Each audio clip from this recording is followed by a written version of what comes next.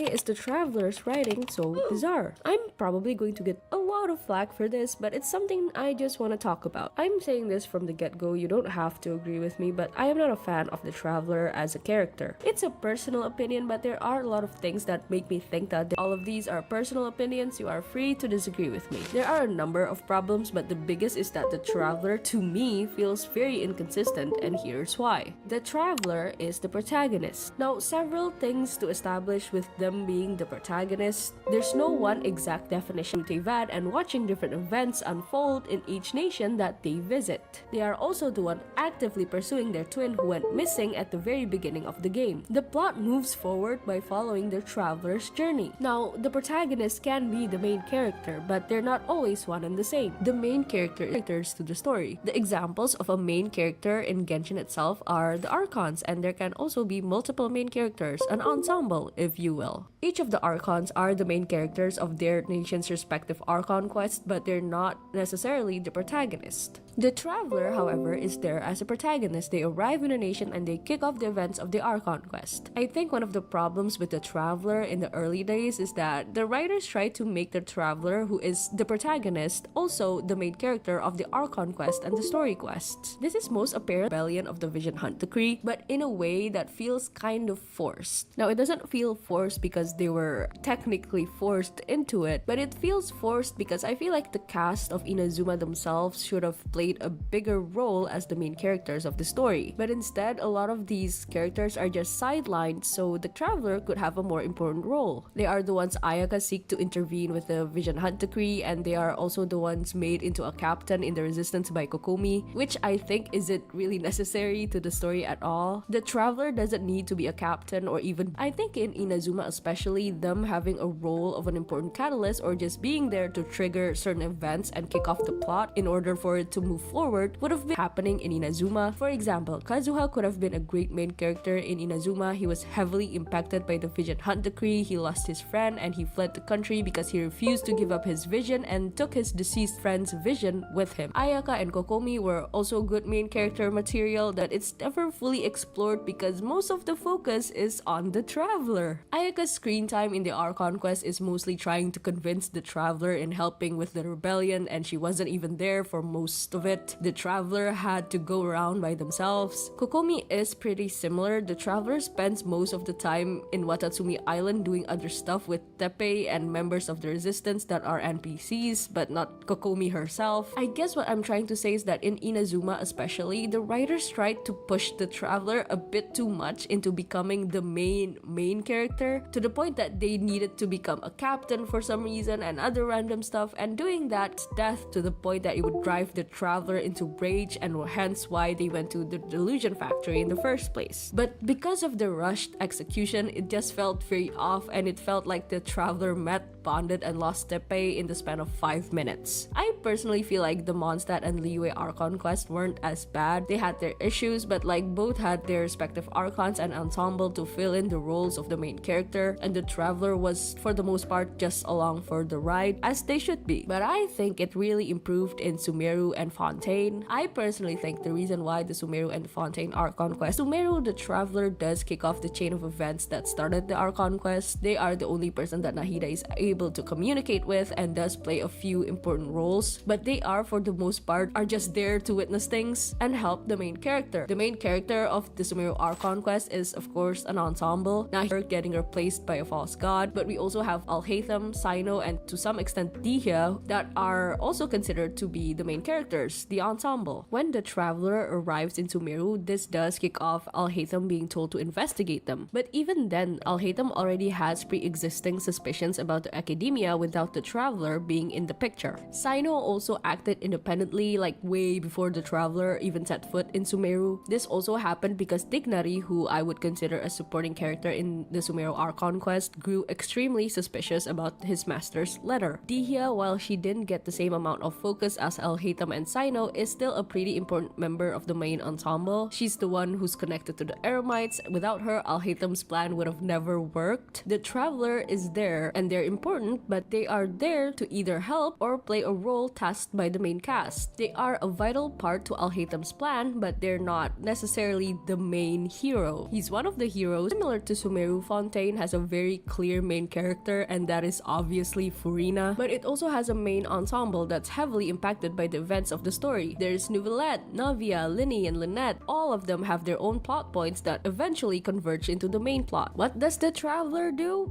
They're there. They are very important still. They are the ones who defended Lyney and Lynette in trial. They progress the story and help it unfold, but they don't overstay their welcome. Even in the moments when they receive the most spotlight, like for example during the trials, the focus was on the Fontaine characters like Lyney, and accused by Furina for murder that happened because there was an accidental death in his own show that really had nothing to do with the Traveler. The Traveler is really just there to help move the plot forward and help all of the different plot points to converge into one. And it does. The Fontaine Archon quest all relates to Focalors' plan to trick the heavens and destroy the Divine Throne. With the Traveler helping Lyney in the trial, they caught the attention of Navia, who we know is still investigating the truth behind the mysterious death of her father. This then leads the Traveler to uncover the truth behind Navia's father. Along plot points are mostly focused on Navia. I think the most focus the Traveler has in the Fontaine Archon quest is when they were in the Fortress of Meropide, which again only happened because it was a request from Neuvillette. And even then, they were mostly running around until they bump into Lyney, Lynette, and Freminet on a mission. Directly dealt with by Wriothesley, Clorinde, and Neuvillette. Where was the Traveler? Well, they were accompanying Furina in her meeting with the Knave. Another request given to the Traveler by Neuvillette. Because you know, Arlecchino isn't the most friendly person that you can meet. The final conflict with the Narwhal was also dealt with by Tartaglia and Neuvillette. The Traveler is definitely there and they definitely helped, but again, he was not the main hero. The people of Fontaine were the main heroes of their own story. Even more so with the reveal that it was all a part of Focalors' plan. It was very clear from the beginning that the Traveler was just there to push the story forward, help it progress, and act as a witness to the events unfolding. There were no moments where they felt like they were forced to steal the spotlight so that they would look cooler or stronger. They were not forced to be impacted by the story and events. They were not forced to be the main character, which is a big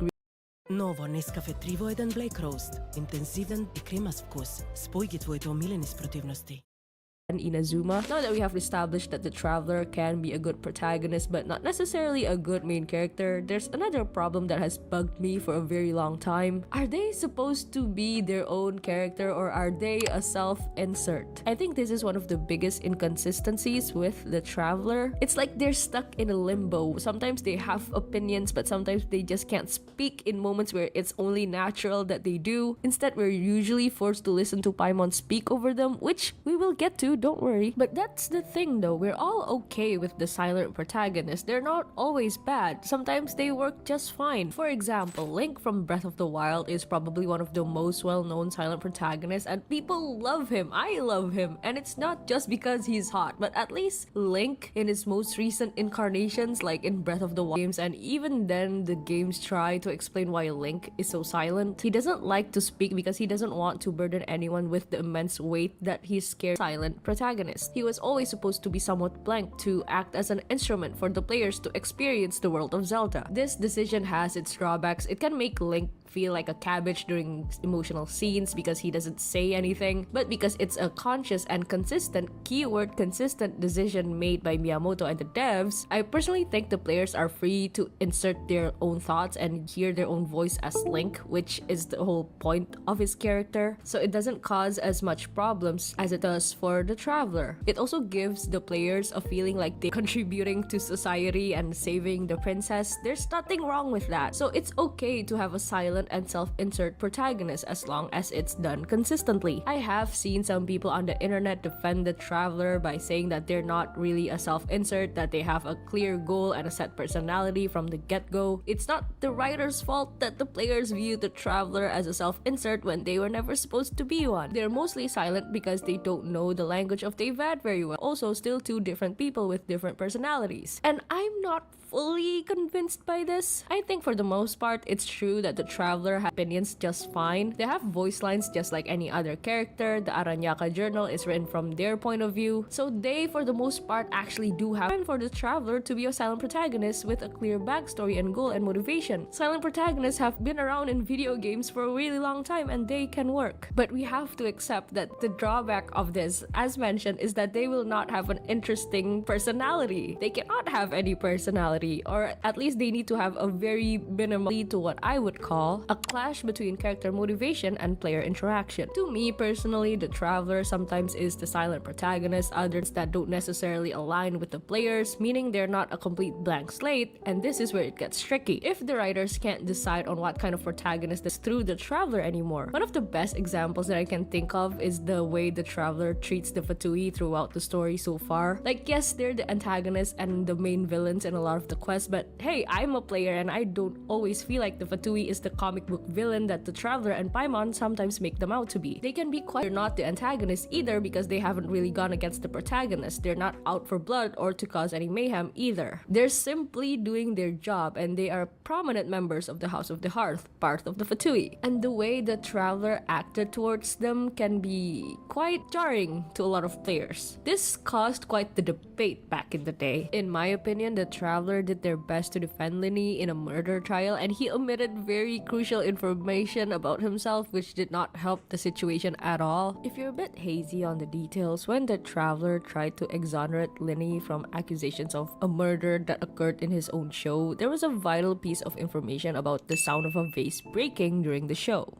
which is something that most of the audience, Furina, and the Traveler themselves had heard. Lyney, however, did not hear this because he was busy trying to investigate the Oratress. We later learned that the vase breaking was due to a scuffle caused by the true murder, which happened right below the set of Lyney's show. Lyney was too far away. He was near the Oratress to even because he wanted to conceal his identity and ties to the Fatui, because what else could possibly motivate him to mess with the Oratress if not for shady Fatui business? And you gotta admit, as sympathetic as Lyney is as a character, this was a pretty dick move considering the Traveler was going out of their way to defend him and what motivates their actions and what drives certain reactions from them. But some players might experience that scene differently. Some might view the Traveler's actions as disappointed and annoyed, but I still think the Traveler could have handled it with more compassion than just to brush off Lyney as another Fatui goon. But nope, because the Traveler now suddenly has a formed opinion, and that is Fatui bad. Yes, the Fatui has caused a lot of trouble for the Traveler, but you'd think by the time they reach Fontaine, they would have a bit more understanding about how the Fatui has a lot of real people that aren't necessarily pure evil. Like, not even the Harbingers are fully evil, and they know this. They're friendly with Child, and they are able to tolerate the Wanderer. In the very same quest, they can talk to Child in a civil manner. They're distrusting of him, which is understandable, but at this point in the story, the Traveler's opinion about the Fatui should have evolved a little bit, just as some players' opinions on the Fatui has also evolved. Especially considering that there are quests like the one in the chasm where innocent Fatui soldiers were trapped underground. They were just trying to do their job and trying to not die because the entrance to the chasm is suddenly sealed off. This is a problem for me because I saw them as a character with their own motivations because they have strong opinions about certain things, but then on other things they just can't have a reaction or say anything of substance because they have to stay silent. It's inconsistent, and I'm sure for the players who enjoy the Traveler as a self-insert, it can be pretty frustrating when the Traveler suddenly treats Furina in a pretty insensitive manner after the Fontaine Archon quest, and witnessing the suffering that she had to endure for 5 centuries. It can be really jarring because for most of the game, the Traveler has a very lukewarm personality where Paimon does most of the talking, and thus making it easier for players to insert their own thoughts and voice through the Traveler. I personally think the writer should commit and either make the Traveler like Link completely silent and just doesn't really feel like our own, yet at the same time they don't have the personality to make them feel like a standalone character that naturally has their own opinions. We can't have it both ways, and for another reason too, and that is it's pretty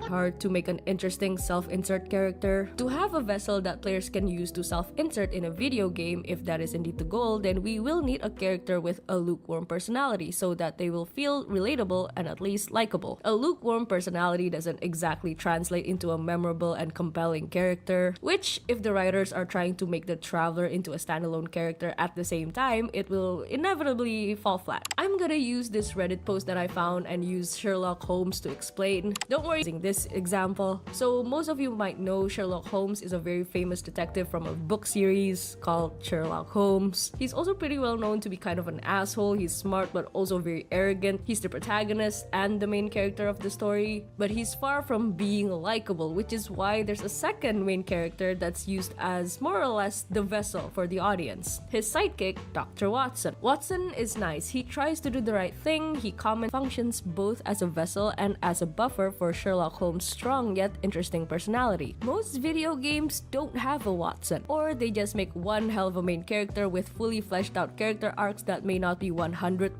relatable to the players, but when done right, they will serve a pretty damn good narrative. Now, I'm not saying Genshin as a gacha game should have the same level of protagonist writing like Joel or any other story-driven game, which is why I'm gonna compare it to Honkai Star Rail. Now, I actually don't like making comparisons between these two games because I think they're both enjoyable in their own way, but I think in this case, it's fair. I personally think it's fair to say that the Trailblazer is at least more interesting to be at least somewhat familiar with the Trailblazer's personality. The Trailblazer's dialogue option in Star Rail, even in the early days, which is when I played the game the most, was already really different from the Travel Sans, but it's through dialogue like these that the Trailblazer feels like a character. In comparison, the Traveler's dialogue options are mostly that one sentence split into two, and that sentence usually doesn't have any narrative weight anyway. It's not even a real dialogue. Most of the time, it's just something that Paimon will repeat 2 seconds later. It's mostly there as a poor attempt to create the illusion of choice. Not only does this make the Traveler feel like a boring character with nothing to say most of the time, repeating the same thing over and over again will get annoying after a while. The Trail and their companions' personalities bounce off each other pretty well. It creates this believable friend group dynamic that's fun to follow instead of it just being another moment where the Traveler teases Paimon for being a glutton for the 700th time. The Traveler can be interesting just in the moments where they actually feel like a standalone character, and that to me shines the most in the Dainsleif quests. Here they are usually free to talk and usually without Paimon intervening too much. Like in We Will Be Reunited, there is that scene where the Traveler actually surprised Paimon and the players about their knowledge of Khaenri'ah. That is one of the moments that convinced me that the Traveler is not just a blank slate. They're a character that's treated like a blank slate because it's just easier to sell in a gacha game with Assistant as a character. They are interesting in concept, but they can't be too interesting or else they might not be relatable anymore, and when the cute girls and the cute boys are nice to the Traveler, it doesn't have the same impact anymore. And that might impact character sales, maybe, I don't know, that's just how I feel sometimes. Now, if you tell me that the Traveler has amazing lore and is hiding a ton of stuff because they have no reason to talk about them, I would believe you, because I'm sure they do. But like, can the writers show that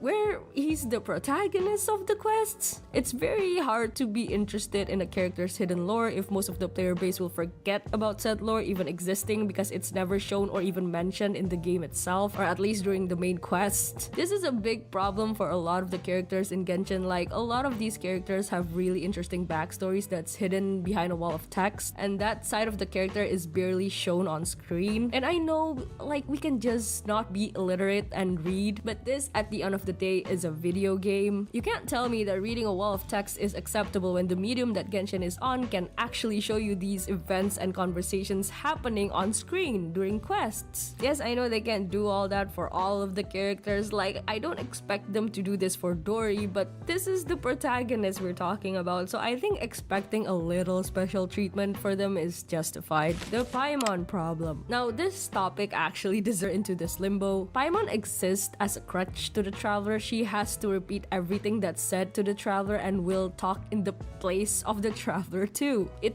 also doesn't help that Paimon doesn't have the best personality either. It has gotten better over the years, but in the earlier days, like in Mondstadt to Inazuma, she was basically a money-hungry glutton. That's it, and every line delivery is the same. No matter the context or nuance of the situation, it's the same delivery, same reaction. Don't get me wrong, Paimon does have her moments. She can be a very sweet companion, and Genshin would not feel like Genshin without her. But you can't really deny that she takes away so much from the Traveler. Yes, we're made to believe that what she's saying is also what the Traveler is saying, but I would much rather hear the Traveler say it themselves. Like, one of the most enjoyable quests, in my opinion, is Caribert. It's the quest quest where the traveler falls asleep and wakes up without Paimon. Yes, it turns out they were having a vision from their twins' point of view, but that's not revealed until the end of the quest. And throughout the quest, it was just nice to see the traveler interacting with another character, even if it's just an NPC. And Ido was a pretty damn solid NPC, if I say so myself. It's nice to see how the traveler can react to bizarre situations without Paimon screeching in their place. It was also personally very enjoyable to me that Paimon was not there to regurgitate everything that's happening on screen. It makes the traveler feel like a character, and their dialogue also feel a lot more concise. Paimon's line delivery can also sometimes come off as insensitive because she is just brash in nature. Like, even in situations where it's very clear that it's an emotional moment where another character is being vulnerable to the traveler, but because Paimon is there, she just says shit like this. It can get really annoying after a while, and I think if the traveler is ever going to go down the fleshed out character route, they will need to snatch some of that dialogue away from Paimon. Like that scene between the traveler and their sibling at the end of Bedtime Story is also one of my favorite ones. Frustrates me is that the traveler and Paimon can actually have a good dynamic, as seen in the traveler's own voice lines. They banter in these voice lines, and it's actually quite entertaining. But for some reason, because the writers seem to want the traveler to be silent enough to also be the silent protagonist, none of this is shown in the actual quests. Or if they are shown, it's very minimal, like the bar is set in hell. Paimon usually talks over the traveler instead of adding things to the conversation. And another problem that Paimon creates, because she has to simplify things and speak in the traveler's place, a lot of nuance that the traveler might have is just gone. Paimon will say stuff like how the Fatui are the bad guys, which in some cases they are, but she says this in Fontaine. We've progressed enough through the story to know that there's a lot more nuance when it comes to the Fatui as an organization, but because Paimon needs to simplify everything, this gives off the impression that the Fatui is no different than Team Rocket. Because she needs to be goofy, she can come off as insensitive, and this in turn can rob the traveler of an emotional bonding moment with a lot of characters. The only silver lining that I can think of from having Paimon talk over the days, it was hilarious. Like that one sentence about putting up posters at the end of the Liyue Archon quest, and another one was when the traveler was trying to find Nahida and they just started frantically screaming Nahida, and everyone was just so excited about that. It does create memorable moments for the player base, I'll give you that. In this section, I will admit the things I will say will probably sound like a lot of nitpicking, but these are just some of the thoughts that I've accumulated over the 4 years of playing this goddamn game, and I want to talk about them regardless. The more I talk about this, the more I wonder, does anyone like Silent Traveler? Not a silent protagonist, because we know a lot of people love silent protagonists. Like, hey, I love Link, I love the Trailblazer. The Persona protagonists are also silent and they all work just fine. But does anyone actually like Silent Traveler? If you do, please let me know why in the comments. I personally just enjoyed the Traveler as a standalone character. I would love for them to be more fleshed out and develop and be given actual speaking roles and significant dialogues in Archon quests. The only quests that I see the Traveler shine in these aspects are again the Dainsleif quest, where here the focus is to move the main plot forward. It's to uncover the motivations of the main antagonist, the Abyss Twin, and by doing that, we also learn more about the Traveler. And this is why I love these quests a lot too, because they make the Traveler a more interesting character to me. With every piece of information that we learn about them, they slowly start to feel like a real person and a real character. I personally think silent protagonists like Link work pretty well because the story of The Legend of Zelda is never really that complicated. Yes, there's a lot of lore behind the world, but the story has never been the backbone of the Zelda games. And for the Trailblazer, while they are silent for the most part, the absence of Paimon and having actual dialogue options actually work in their favor pretty well. They feel like they have this canon chaotic personality regardless of what option you pick. Dan Heng and March 7th also help by reacting to and bantering with the Trailblazer rather than speaking over them. Other than the inconsistencies in personality and opinions, I exclude things like them killing Hilichurls, but where they stand and how they tolerate certain characters has been a bit all over the place. They have a very strong dislike towards the Fatui, and yes, again, the Fatui has given the Traveler a hard time throughout the story, and this leads them to having an extreme reaction towards anyone tied to the organization. I'm not saying this is unjustified, like as mentioned, it's understandable why they would be pissed off at Lyney and Distrusting Child, and why they would be so angry at Scaramouche. The one that I still have a problem with is how they treated A, and how there was really no buffer time for the Traveler to process all of A's actions in the Inazuma Archon quest. If you say the Ballad Ymir tried to kill the Traveler, which made the Traveler see the argument that the puppet was on autopilot and A had nothing to do with it, which is why the Traveler didn't give her a hard time after the Archon quest. Which is, in my opinion, kind of BS. Like, A knew what the puppet was doing the whole time. She knew about the Traveler and the Vision Hunt decree and the harm that it was causing to her own nation. And yet the Traveler was able to be okay with all of that after one conversation at the end of the Archon quest. Now, to give them credit, they have an entire interlude quest dedicated to show the complexities that the Wanderer has as a character. Both the players and the Traveler are actually given the chance to sympathize with him after learning his backstory and what made him so terrible in the first place. Hence, the interactions between the Traveler and the Wanderer has always felt a lot more believable than what happened with A. It also helps that Nahida is there to act as a buffer in these situations. And I do think the way the Traveler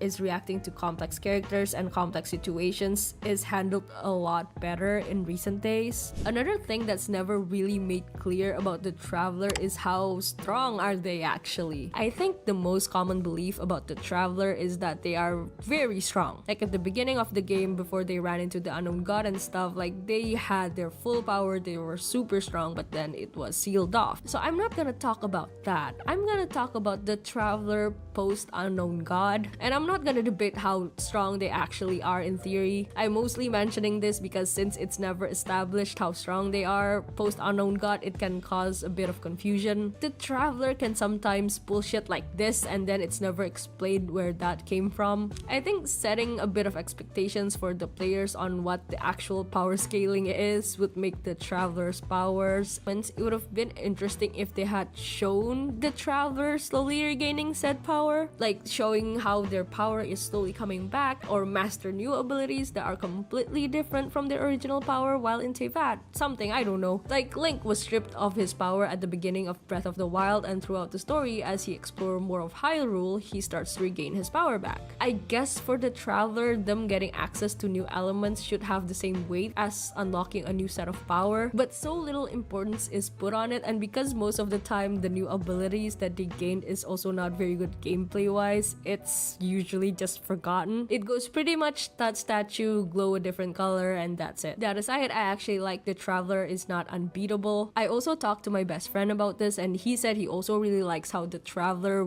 pretty much needs the help of other people in the Seven Nations to actually solve the crisis. Like, he would actually need the help of the Archons most of the time. Like how in Mondstadt, it was with the help of Ventia, and in Liyue with the Chiseng and the Adepti. In Inazuma, it's through the vision and ambition of the people. And in Sumeru, it's Nahida's Samsara loop, and in Fontaine, it's Neuvillette. It just gets a bit weird when the game panders to the players by saying that the Traveler is the hero of these nations. Well, technically they helped, but it was a collaborative effort at the end of the day. I also really like that they were clearly no match for the Knave. Even with the help of the children, the Knave still pretty much sat the Traveler down. We already know that the Traveler is strong enough to defeat Signora and Child in one-on-one combat, but they are definitely not strong enough to defeat the rest of the Harbingers, which is again something that I really like. I hope that Hoyo can explore more of how the Traveler can gain more power and become stronger without making it seem like he's too overpowered or something that's pulled out of their asses. Like, I personally would love to see a proper training arc where there's clear progression in their power. So they're a witness, right? This is more or less the same complaint about how Hoyo can't seem to decide if they want to make the Traveler the main character in every quest or if they're just a witness for all of the things that's happening in Teyvat. So if you've made it this far, I'm assuming that we all know that the Traveler is a descender. They're not from the world of Teyvat, so the rules of Teyvat doesn't apply to them. They aren't bound to the heavenly principles the same way the Archons are, and they are also immune to eroseness and sense of self. And another one is memory loss. The prime example of this is obviously Aishdaha, and even like the events that affect Irminsul don't affect the Traveler. When Rukkhadevata and later on Scaramouche tries to erase themselves from existence, the Traveler is the only one not affected by this, so no amount of rewriting history will actually work on the Traveler. Hence, the Traveler is immune. None of the Seven Nations can be wiped from existence by the heavenly principles because the Traveler is witnessing everything that's happening throughout their journey, which in itself is actually an interesting premise for a protagonist. And credit where credit's due, I think Hoyo has written the Traveler as a witness pretty well in Sumeru and Fontaine. In Sumeru, they are there to witness a god being freed from her cage and then proceed to watch her predecessor erase herself and watch everyone in that world forget that she even existed, even though Rukkhadevata was such a big part of Tevat's history. They played a big role in freeing Nahida, but most of the credits are to her believers, that being the people of Sumeru. In every role that the Traveler plays in Sumeru, he does so in order to help the main characters of the story and not to take away the spotlight from them. Fontaine did an even better job. As we've already discussed, the Traveler is there to witness Fossilor's plan unfold and watch the Divine Throne be destroyed. And I hope that in future Archon quests they will continue with this direction, because this way they truly feel like a witness. Most of these events would have happened one way or another, with or without the Traveler. They're there as a catalyst and of course as a witness.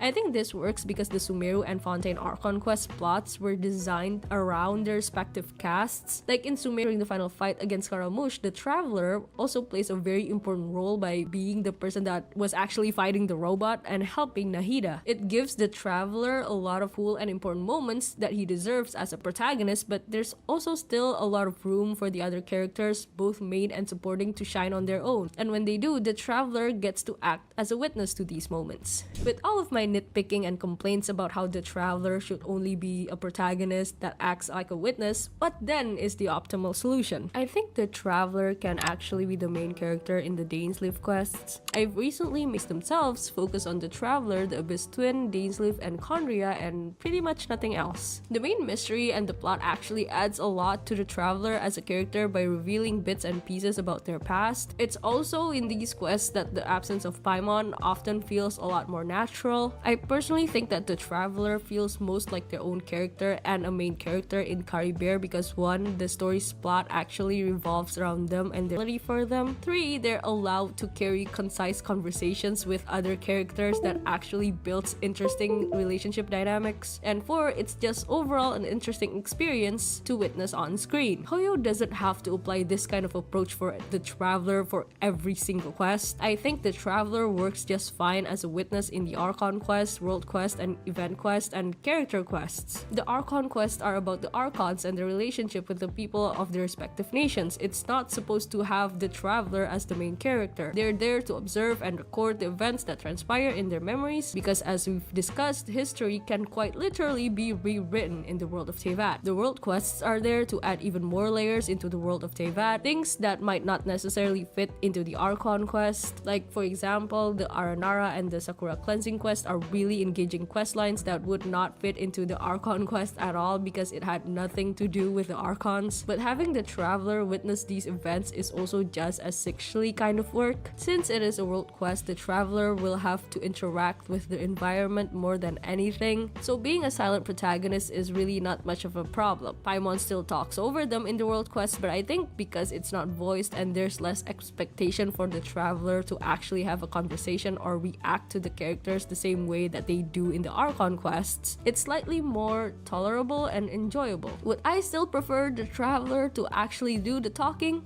Of course. But because during the world quests, the Traveler plays a much more passive lore, aka a witness, and the bread and butter of these quests are the world building, because well, the featured character kinda needs the Traveler to talk to because no one else is there. And because they're silent, it becomes a conversation between the featured 5-star and Paimon. So there's not really a dynamic being formed here. I'm trying to think of a character story quest where the Traveler actually feels like a character and not an extension of Paimon, but I can't. And for the most part, if the featured character can carry their own story quest, it's still a pretty enjoyable experience. Like they are, after all, the main character of their own story quest, as they should be. And for the most part, like in story quest that does a lot for request, the Traveler not doing much or not talking much is fine. Like they can play the silent protagonist and supporting role and it would not take away from the experience. It gets kind of weird in story quests that have a lot of moments that rely on relationship dynamics between the Traveler and the featured character. Like for example, in Ayaka and Kokomi's story quest, it will fall flat because there won't ever be a dynamic if the Traveler isn't speaking or if Paimon is speaking for them. So then what is my conclusion about the Traveler? My conclusion is that they are stuck in this weird limbo of being a silent protagonist, a self-insert, a standalone character, a main character, and a witness. They don't speak speak like a silent protagonist would, but they also have moments where they are treated like a self-insert when the game presents the illusion of choice to the players, and where they are also forced to be the main character where it doesn't really fit them. With all of these things combined is what I think makes them so bizarre and why people can't seem to agree on what kind of character or protagonist the Traveler is, because they show at least one or two traits of all of these tropes. And while the silent protagonist portrayal of the Traveler can work in some parts of the story,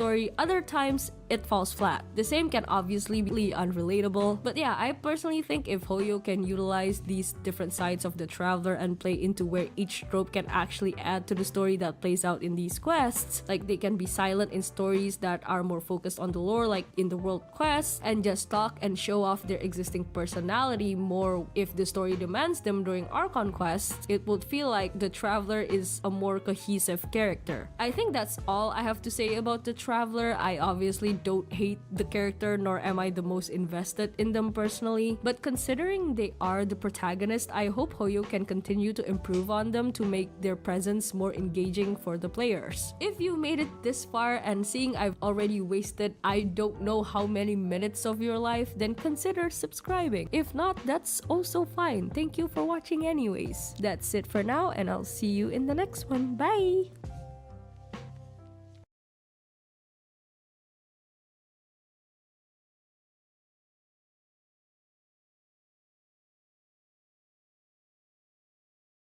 Folks, I'm very sorry, but I need to talk about AI. I'm friggin' ticked off. You can't do anything these days without encountering a company that's promoting its new pointless AI feature or some crappy looking AI generated artwork when they could have easily just paid an artist to make the exact same thing but way better. I'm looking at you, Tears for Fears. What the hell's going on? Tears for Fears still makes really good music, but seeing their AI generated cover art, one of the best pieces of art of all time. So it is just truly baffling to me how a band that has been so artistically influential and iconic for so many years is forcing a computer to make an ugly, uninspired piece of art for their new song. It just doesn't make any sense. And especially when you consider the environmental impact AI image generation has on the planet, Tears for Fears kind of predicted their own future, dude. Now, AI has been a hot button topic for the past couple of years because of its exponential growth and just ease of accessibility to the technology. The new iOS has a bunch of AI tools built into it. You'll be able to create new emoji simply by typing a description. ChatGPT has over 200 million monthly users, and every company ever is feeling the pressure from the higher ups, corporate bigwigs. They're feeling an immense amount of pressure to implement AI into their products or software. And people aren't too happy about this. The comment section of that Tears for Fears post was overwhelmingly negative. AI was one of the main points of protest for the recent writer's strike, and there was a South by Southwest crowds that were booing at every single screening because for some reason they kept playing this like weird pro AI propaganda clip before all the films. The list goes on, and there's been many great videos covering artificial intelligence recently. Drew's video was awesome, Eddie's video was awesome. My video wasn't as good as those, but dude, 3 years ago, I made a video specifically about AI-generated art, and I remember being terrified of how good the technology was back then. But now it's like a million times worse. Or, I guess it's better now. It's better now, but it's worse. The better it gets, the worse it gets. Dude, even while I wrote this script to this video, the software I use just got a fucking AI tool out of nowhere. You can highlight text, and this AI button allows you to either summarize, fix typos, help me write, translate, or change the tone. And it's like, sure, obviously you don't have to use this tool, but like, just the existence of it is kind of a slap in the face, because that takes away all the enjoyable aspects of writing. Why have your own unique style or voice when you can just force a... But it seems like everywhere you look, every single company has some sort of AI feature that they're introducing to the public. And that's what I want to talk about today specifically. AI products. I have compiled a list of AI products that I think are dumb and pointless and stupid and also a little weird. And I thought it'd be fun if we went through all of them today and kind of just sort of made fun of them. We'll start with like the least stupid one, and we'll slowly work our way down until the final AI product, which is probably the dumbest shit I've ever seen in my life. So let's go! The first AI product we're gonna take a look at is the Gluckskind AI stroller. Yes, you heard that correctly. This company created a stroller that's powered by AI that can actually drive itself. And you may be thinking, do we really need this? And the obvious answer to that question is Yes, of course we do. This is awesome, okay? Why would you waste your time pushing your kid in a stroller when you could just have the stroller push itself, freeing you up to scroll on your awesome phone? I found a video of the two inventors of this AI stroller, and they're sort of like going through how the product works. So let's watch that. This is the Glückskind Ella. It's the smartest stroller in the world. It is powered by AI with computer vision with sensors all around it to give it a 360 safety bubble. Okay, so gonna be honest, when I first watched this video, I thought this was the dumbest fucking thing ever. Because why? You know, why would you need this? It's like super easy to push a stroller and also be cognizant of your surroundings at the same time. If you can't do that, maybe you shouldn't have had a kid, you know? But the main thing I'm concerned about, I would not trust an autopilot feature by its surroundings, allegedly. So clearly that happens, right? So what if you're walking with the AI stroller and you walk by this like mural on the wall? There's a painting of a road on the wall, like in a fucking Looney Tunes episode. Dude, the stroller's gonna think that's a road. It's gonna fucking smash right into it. And that soft spot on your baby's head, it's gonna be even softer. So I thought this was not just stupid, but incredibly irresponsible and dangerous. But then I kept watching the video, and I found out that the stroller only drives itself when there isn't a baby inside of it. The smart stroller will only self-drive or operate hands-free when a baby or toddler is not present inside the stroller. Okay, so like that's safe and good, but like what the fuck is the point of this thing? The only cool thing about the stroller is that it moves by itself, but you can't even use that feature when you're using the stroller as intended, right? Like when you're transporting a kid. I guess my opinion is a little skewed because I don't have any kids and I've never pushed a stroller in my life, but I have pushed several shopping carts in my life, and I assume it's the same thing. And when I don't want to push a shopping cart anymore, I usually push really, really hard and fast, and I run, and then I jump on the little back part and I ride it, and it's really fun. So why don't parents just do that shit? Parents, hop on your kids' strollers. It's fine. It'll be fine. And bro, for $4,000, I don't think it's worth it. I will say though, this is the least weird product out of all of them, because I do at least see the appeal with some of the features. One specifically, there's like a smart wheel feature that lets you easily like push it up and down hills. It's like motorized, so you don't have to push too hard. You can literally have fingers on to move like 100 pounds. It's just effortless. But like, just have that. You know, the self-driving thing is fucking stupid and pointless. They just had to do it. They just had to throw AI in there for no reason, dude. And again, $4,000? I know strollers are expensive, but like, chill. That is not a very smart way to manage your money. I'll tell you a smart way to manage your money, though. Rocket Money. That's right. This video is sponsored by Rocket Money. Folks, let me tell you a cautionary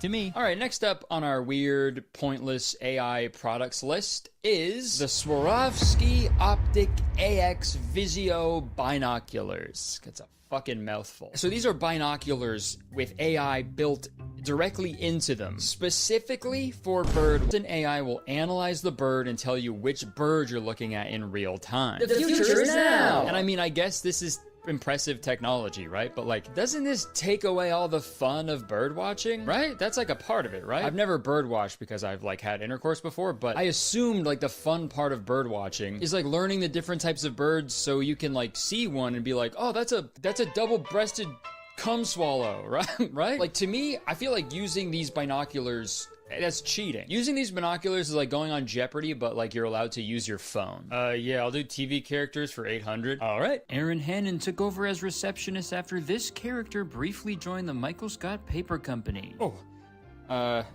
Who is... time is up. Okay, well, it didn't load in time. I need the Wi-Fi password, man. What? So I can be out in the middle of the desert, in the middle of the ocean. It still works, so it knows what portion of the world you're in. Okay, if you're stuck in the middle of the desert or the middle of the ocean, I hope your main concern isn't figuring out what type of fucking bird you see in the distance, okay? The technology comes with a price tag of $4,800. Fuck that, dude. Fuck that. Yeah, how about that? How about that bird, huh? Get the binoculars, tell me what kind of bird this is. Bitch. I'm sorry, that was a little crass, but dude, spending $5,000 on binoculars just so you can like easily discern birds, that's fan behavior, dude. That's creepy, okay? Not to pick a fight with bird watchers, but leave those birds alone, okay? You're invading their privacy, dude. At that point, you're like the TMZ for birds. Robin, what do you say to the people criticizing you for gentrifying the old oak tree by building your new 2-story birdhouse?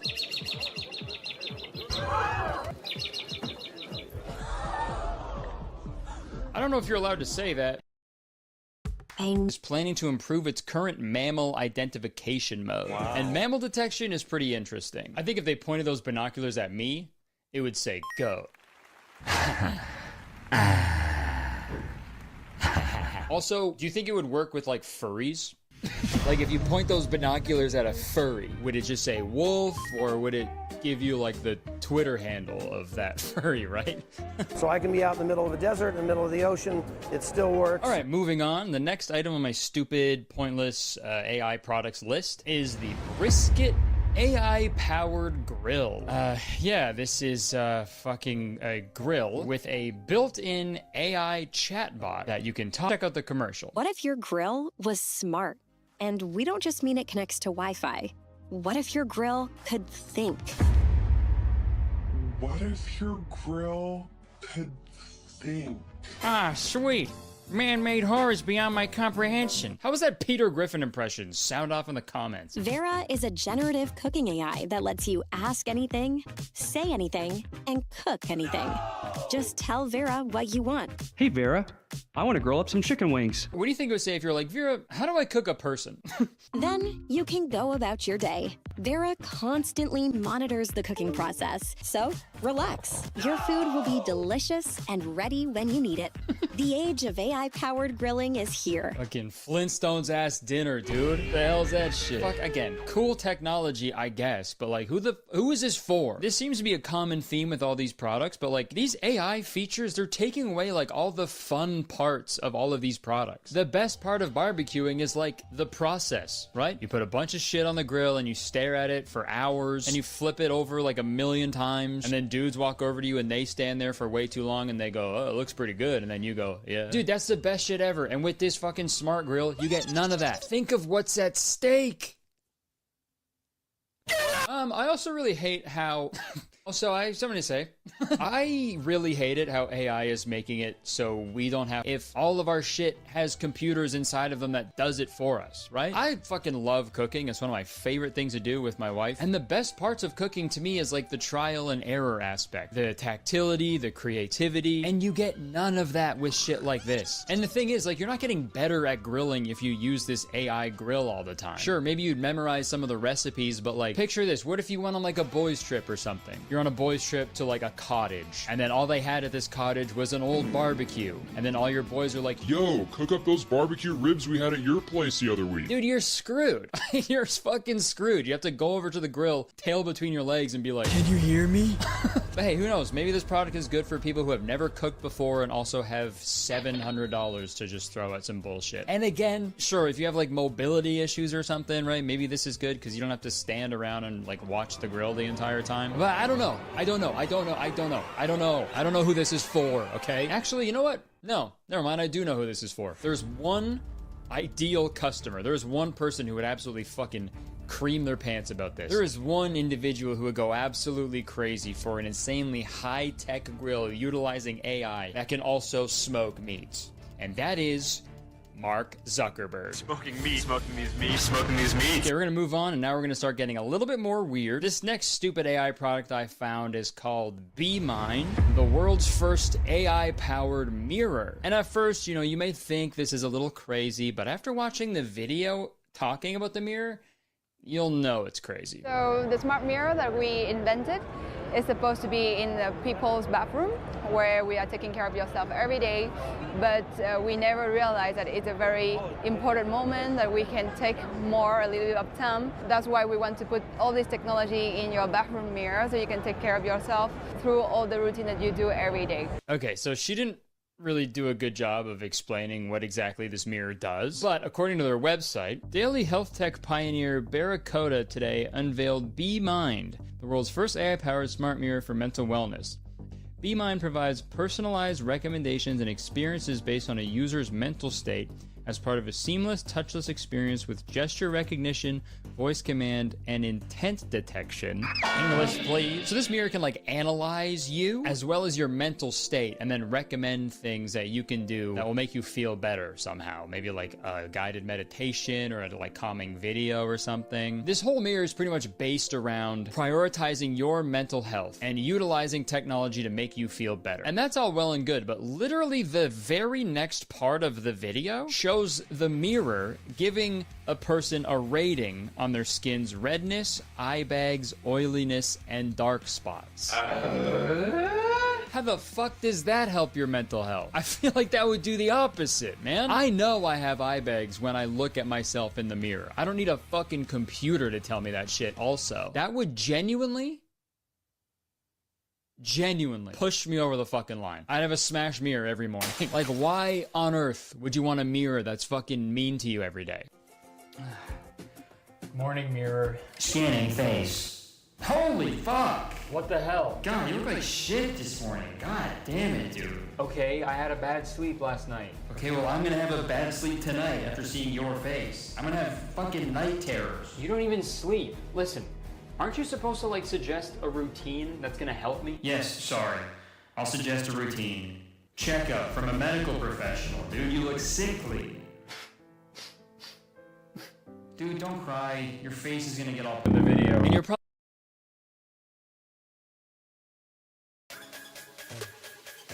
Купи го кој било 7 days. Испрати го бројот на сметката. probably wondering how the mirror can tell how you're feeling. There's a camera in it. By using a high quality camera, we can just have a different data point from your skin color, the lighting, and a different zone of the face. Because that's what your bathroom is missing. A camera. What the fuck? That is quite literally the last place a camera should be. What is going on? How are you feeling today? I'm feeling great today. You seem to be in a fantastic mood, and your smile is utterly contagious.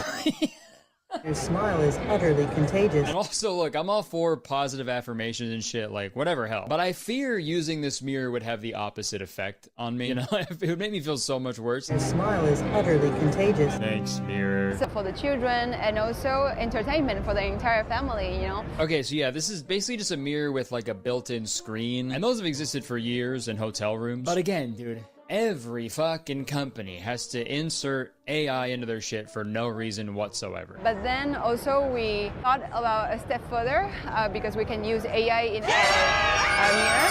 So why not interpreting what are you feeling so that you can have this experience of mindfulness inside of your bathroom. And this is the thing that doesn't make sense to me. She says the bathroom is like the one place you're by yourself and that your time in the bathroom alone is sacred. Because we all know that in the bathroom, you are by yourself, you are disconnected from the world, and then it's a perfect moment to have just 5 minutes of mindfulness. If that's true, why the fuck is there a chatbot watching every move and like dissecting every single pore on your face? Like, am I going crazy? Am I insane? Am I the weird one? Like, this doesn't make sense to me before I rip my own head off. We're gonna move on to the next stupid, pointless AI product, but we're gonna keep it in the bathroom for this next one. Next, we're gonna talk about the NuMe 2.0 smart toilet powered by AI. Yes! Finally a computer in my shitter. Thank God. What a time to be alive, man. I've been saying that forever. I'm sick and tired of my toilet stinking. I want it to start thinking. So this toilet opens automatically when you walk towards it, and I'm sure that's not annoying at all. It also has heated seats, a built-in bidet, and it also closes and flushes by itself when you walk away. The black, Hone Black version will run a retail around $10,500.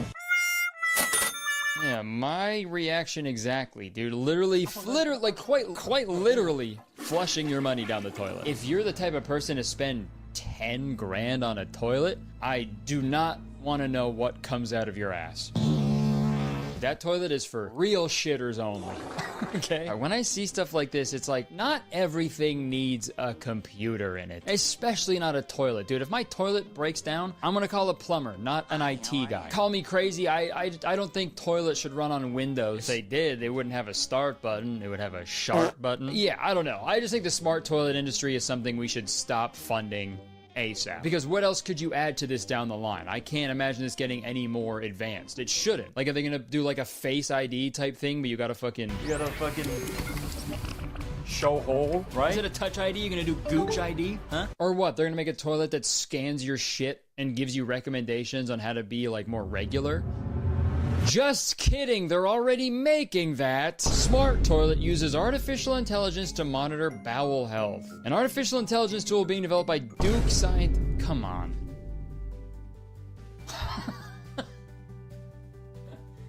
No fucking way, dude. Duke? These jokes write themselves, man. They're developing a toilet that scans people's poops at Duke. Dookie University.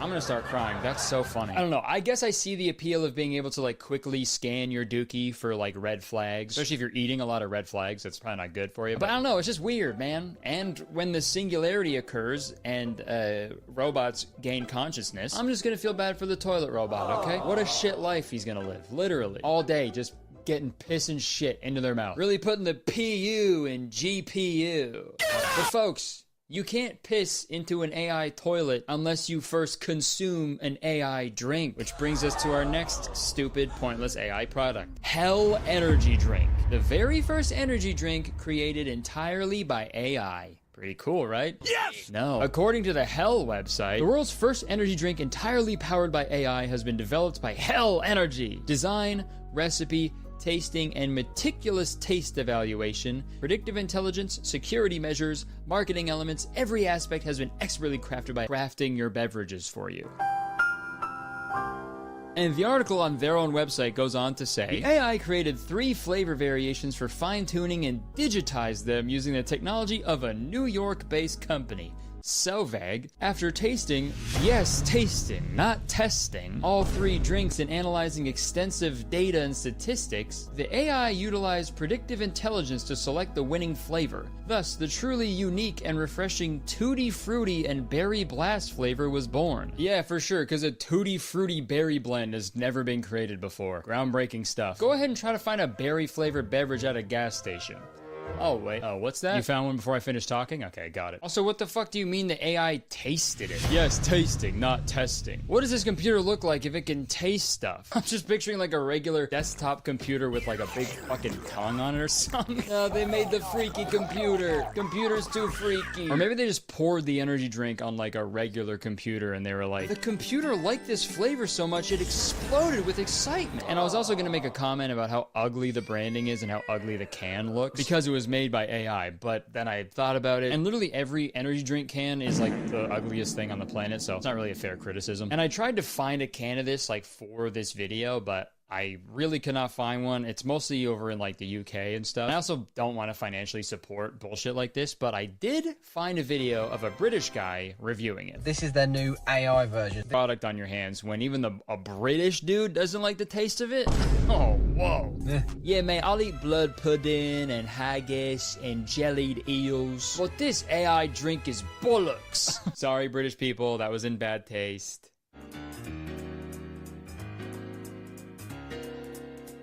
The only good thing about this AI energy drink is the name. You pretty much hit the nail on the head with that one because I agree. We are in hell. Okay, folks, moving on. We got 2 more products left, okay? And I saved the craziest ones for last. The next stupid AI product I want to talk about is the Capella Baby Cry Translator. Introducing Capella, your partner in the parenting journey.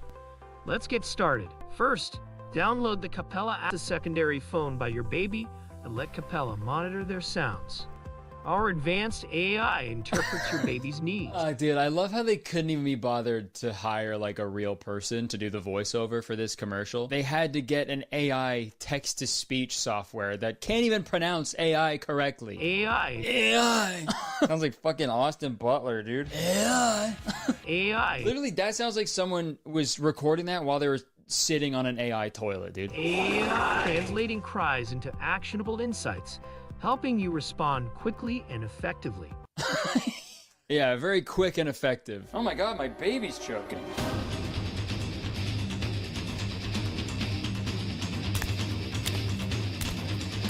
Receive instant alerts for crying. Are you kidding me? The phone says uncomfortable. Yeah, man. That's like the only reason babies cry. It's your job as a parent to figure out why they're uncomfortable. Download Capella today and embrace a new era of smart, sustainable parenting. What the fuck, man? This is such a waste of time and effort and resources, because there's no way this fucking works. And it's frustrating because there's like tons of smart people who are probably like working on this day in and day out when they could be developing something useful, like furry detection for binoculars, right? I'm not a parent and I never will be, but what is apparent is this is fucking stupid. If you need an app to tell you when to parent your kid, don't have one. Do not have a child. And also, like, you're just gonna blindly believe everything the app tells you? Because as far as I'm concerned, babies don't cry differently when they want certain things, right? They just fucking cry. And what if the app is wrong? Your baby is hungry. Seriously? That's 6 jars of baby food in an hour. How is he still hungry? Well, AI wouldn't lie to me. Open wide, here comes the choo-choo train. No! Oh my god, he said his first word. This app is awesome. Your baby is still hungry. Come on. Come on, one more bite. It's exploded. Aside from how goofy this whole idea is, the irony is just beautiful. The ad shows 2 parents leaving a baby alone in a room with a smartphone while they sit on their asses and do nothing. And then they're like, why is my baby crying so much? Because you're making a phone do the parenting for you, you fucking morons. What the hell? You know what? I hope they put an alert on the phone that pops up when the baby is crying and it says, your baby's crying because you guys are on your fucking phone all day. Go hang out with your kid. Oh my god. Honestly though, you know what? On second thought, this Capella company has the opportunity to do the funniest thing of all time. They could just put the craziest, most specific reasons for your baby crying, and idiots who download this app would believe it. Tommy is crying. He wants you to bury yourself alive. Honey, can you take care of the baby? Tommy is crying. If you love your baby, you'll dig your own grave. Can you take care of the baby? Yes, honey. All right, folks, we've got one more product to talk about, and I have saved the worst for last. I saw the commercial for this product a few weeks ago, and it actually inspired me to make this entire video. So the last stupid, pointless AI product we're gonna talk about today is called Friend. This is a wearable device, like that AI Humane pin that was pretty much universally hated by everybody. But this one is a little different because the Humane pin was advertised, you know, make you more productive and help you with your everyday life. But Friend is advertised as exactly that.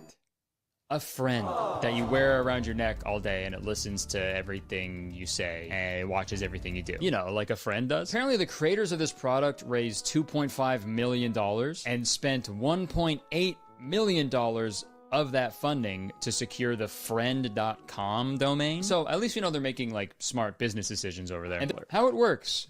Talk to speak your mind or gossip about what your friend overheard. Pause. Your friend will think for a moment and come up with something good to say. Read. Check your phone to see what your friend said. And that's it. That's the whole product. The entire product is a chatbot inside of a pendant that texts you responses to the things you say or the things that it hears. But they really branded the absolute shit out of this thing. It has a sleek design.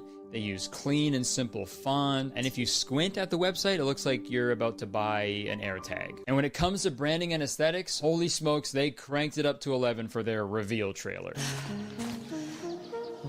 Gosh, I'm out of breath. We made it. Woo! I don't know how to woo very good. That's fair. All right, let's go. Very smart. Okay, it shows someone outside in nature, you know, being outdoors. So that's smart because it tricks the viewer into thinking that this isn't the dumbest, saddest, most lonely shit you could ever purchase. Very smart. Very smart. Yeah, come on. Oh, let's go. Are you serious? Come on, man. I hate this game. Ree, what did that text message say? You're getting thrashed. It's embarrassing. I'm sorry, this is supposed to make me want to buy one of these things? Just imagine getting dunked on by your friends in a video game. They're making fun of you, they're calling you an idiot and stuff, and then you feel your phone vibrate and you're like, oh, okay, maybe this is like a nice message from my wife or something. This will cheer me up. And then it's just a robot telling you that you suck balls. That happens to me, I'm fucking... Ah! And I'm exploding like an overfed baby. Dude, and he's smiling about... That's crazy. I know the effects are crazy. It's dank. I could eat one of these every day. Okay, now I'm slowly starting to realize like why these people are using this AI friend necklace in the first place. This person is watching a TV show on their phone with no headphones and also uses the word dank unironically. It's dank. I could eat one of these every day. This person has no friends. I'm getting it. Really nice up here. How'd you find this place? I don't know. I just kind of like to come up here to be by myself. I've never brought anybody else. I mean, besides her. She goes everywhere with you, right? Mm-hmm. Guess I must be doing something right then. I guess so. We'll see. What the hell?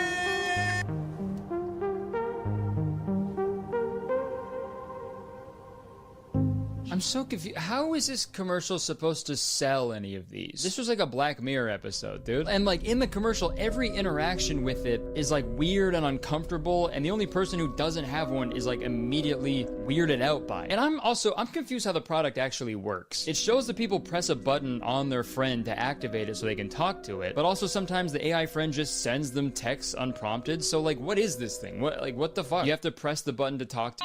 So I'm sorry, but I also don't understand the ending of this commercial where she goes to like press the friend button but then she stops herself. To me, how I interpreted that was her being like, oh wait, no, I'm talking to a person is like way better than this stupid thing around my neck. Why the fuck would I do this? I'm weird now. I'm a weird person for doing this. I see the error of my ways. That's how I interpret it, but that doesn't make sense if it's a commercial trying to sell these, right? I don't get it. Excuse me. Excuse me, I don't get it. And on the FAQ on this website, it says the AI friend is always listening. When connected via Bluetooth, your friend is always listening and forming their own internal thoughts. We have given your friend free will for when they decide to reach out to you. Bad. Hey, that's bad. That's bad. Let's not do that ever. That is a nightmare. A robot that can just chime in at any point and is always listening. Imagine you're like in a fight with your significant other and halfway you get like a text from your fucking AI friend and it's like, damn, you're a shitty fucking boyfriend, dude. Right? Or like, dude, imagine the opposite. Imagine you're like, you know, getting, wow, I bet that feels awesome. That would totally ruin the mood, right? Or no, maybe you get sent a URL link to this video. Nice car. I don't know, man. I feel like as time goes on, more and more things like this are just fucking demanding our attention. And these fucking weird AI wearables, they're only going to become more popular, unfortunately. And I urge you all to really take the time and think. Before you buy one of these, just really think about how stupid you look. You're gonna look so dumb. This is lame and embarrassing. I'd rather have 0 friends than talk to a fucking necklace. And also, hey, every company ever, can we just be alone with our thoughts for once? Please? Are we not allowed to just go on a hike without telling a weird little robot about it? Can I watch a movie without Letterboxd being like, you tell people what you thought about it? Can I play video games with my friends without a chatbot telling me to kill myself? Like, what's going on? I don't know. In conclusion, after learning about all of these products, I'm convinced even more than I was before that we do not need AI. This stuff isn't making our lives any easier. It's just making them weirder. It just feels gross. And as AI becomes more and more prevalent with each passing day, I feel like we're gonna start missing out on like the best part of being a human being. Making mistakes. That's like the most important part of the human experience. Fucking up, doing something stupid, and then you go, oh, got it. Not gonna do that again. Cause sure, I'm sure pushing a stroller every day is annoying and difficult, but you're gonna look back on those days when your kid is all grown up and you're gonna feel foolish for ever complaining. And yeah, maybe you will identify a bird incorrectly one day with your bird watching friends. And maybe they'll tease you for it, but hey, maybe that'll become an inside joke between all of you for the rest of your lives. And maybe one day you'll cook a bunch of things about yourself that you hate. And I know it's annoying to, physically flush the toilet every time you take a poo, but sometimes those automatic toilets flush before you get the opportunity to take a picture of your huge disgusting shit so you can send to your buddies and laugh about it. And I know the energy drinks crafted by humans make your heart want to explode, but that's better than your baby exploding after feeding it too much because an app told you your baby was hungry when you really just wanted to go to bed. And of course, a baby crying all the time is frustrating and confusing, but trying and failing and learning is how you become a better parent, I'd assume. I don't know. And for God's sakes, I know life can be lonely sometimes, but becoming friends with a chat bot that you wear around your neck is not the answer, I promise you that. Let's all agree right now, okay? Let's not do that, please, ever. Let's not do that. All I'm saying is it's human nature to fuck up and learn from our mistakes. I just hope we all realize sooner rather than later that all this AI shit was also a huge mistake of ours, and we can learn from it and never do it again. And we can go back to typos in our emails and accidentally confusing female rose-breasted grosbeaks with female purple finches. Thanks for watching, everybody. Before you go, if you enjoyed this video, please press the like button, because believe it or not, 1 like equals 1 smart mirror I will smash. Leave a comment, let me know what you think about all this. Let me know if you've seen any other weird AI products, because there's a lot of them. Feel free to press the subscribe button. As soon as you do, you become a valued citizen of Kurtistown. If you didn't know, Kurtistown is the best place to live in the world, and I'm the mayor of Kurtistown, so you have to be nice to me. It's the law. Thank you so much to everybody who came out to the first leg of the Goodfellow World Tour. Those are the best shows I've ever done. They were so much fun, and I'm so happy with how all the feedback I got, all the positive feedback I got on the show. Really happy with this new hour, and I hope to see you on the next leg in Australia and New Zealand. Tickets are available right now, and some more cities will be announced very soon. All right, that's it. I would stick around, but unfortunately, according to my baby cry translator, there's a baby in the other room, and he's giving the coordinates to the Ark of the Covenant. I'll see you later.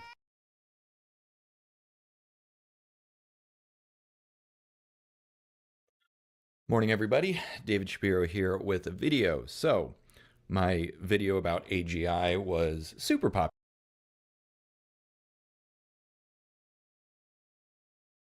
Awaken to a world of wonder in Final Fantasy XIV Online.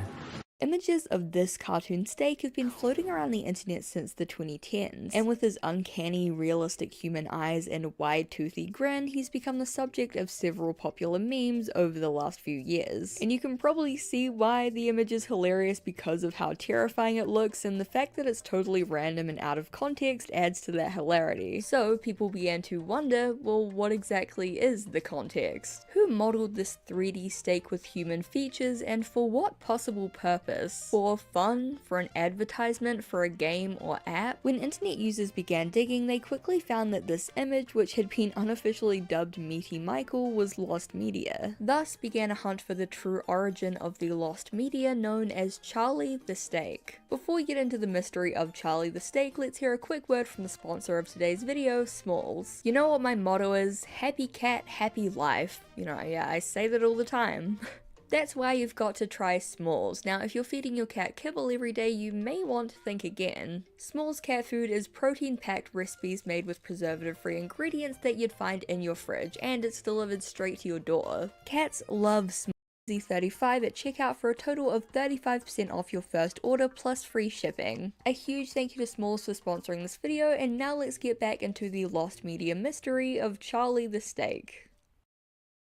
Charlie the Steak is a 3D rendered cartoon steak with haunting blue eyes and a large tooth-filled smile. He's well known for his uncomfortable and uncanny design, with his facial features being a little too human for many people's liking. Mine included. The steak is a certified freak. One of the earliest instances of Charlie being used as a meme is this YouTube poop-inspired TikTok of the steak being repeatedly 60,000 likes, an early instance of the viral popularity that Charlie memes would soon earn. Charlie wouldn't reach mainstream popularity, or at least as mainstream as niche internet memes can get, until 2024 when several memes featuring him skyrocketed in popularity. One of the most well-known memes is a TikTok video of Charlie singing a slowed-down version of the song Vacation by the band Dirty Heads. If the song doesn't ring a bell, you've probably definitely heard it. It went viral in like 2017. I can't play it in this video, but it's the one that goes, and I apologize for the singing in advance.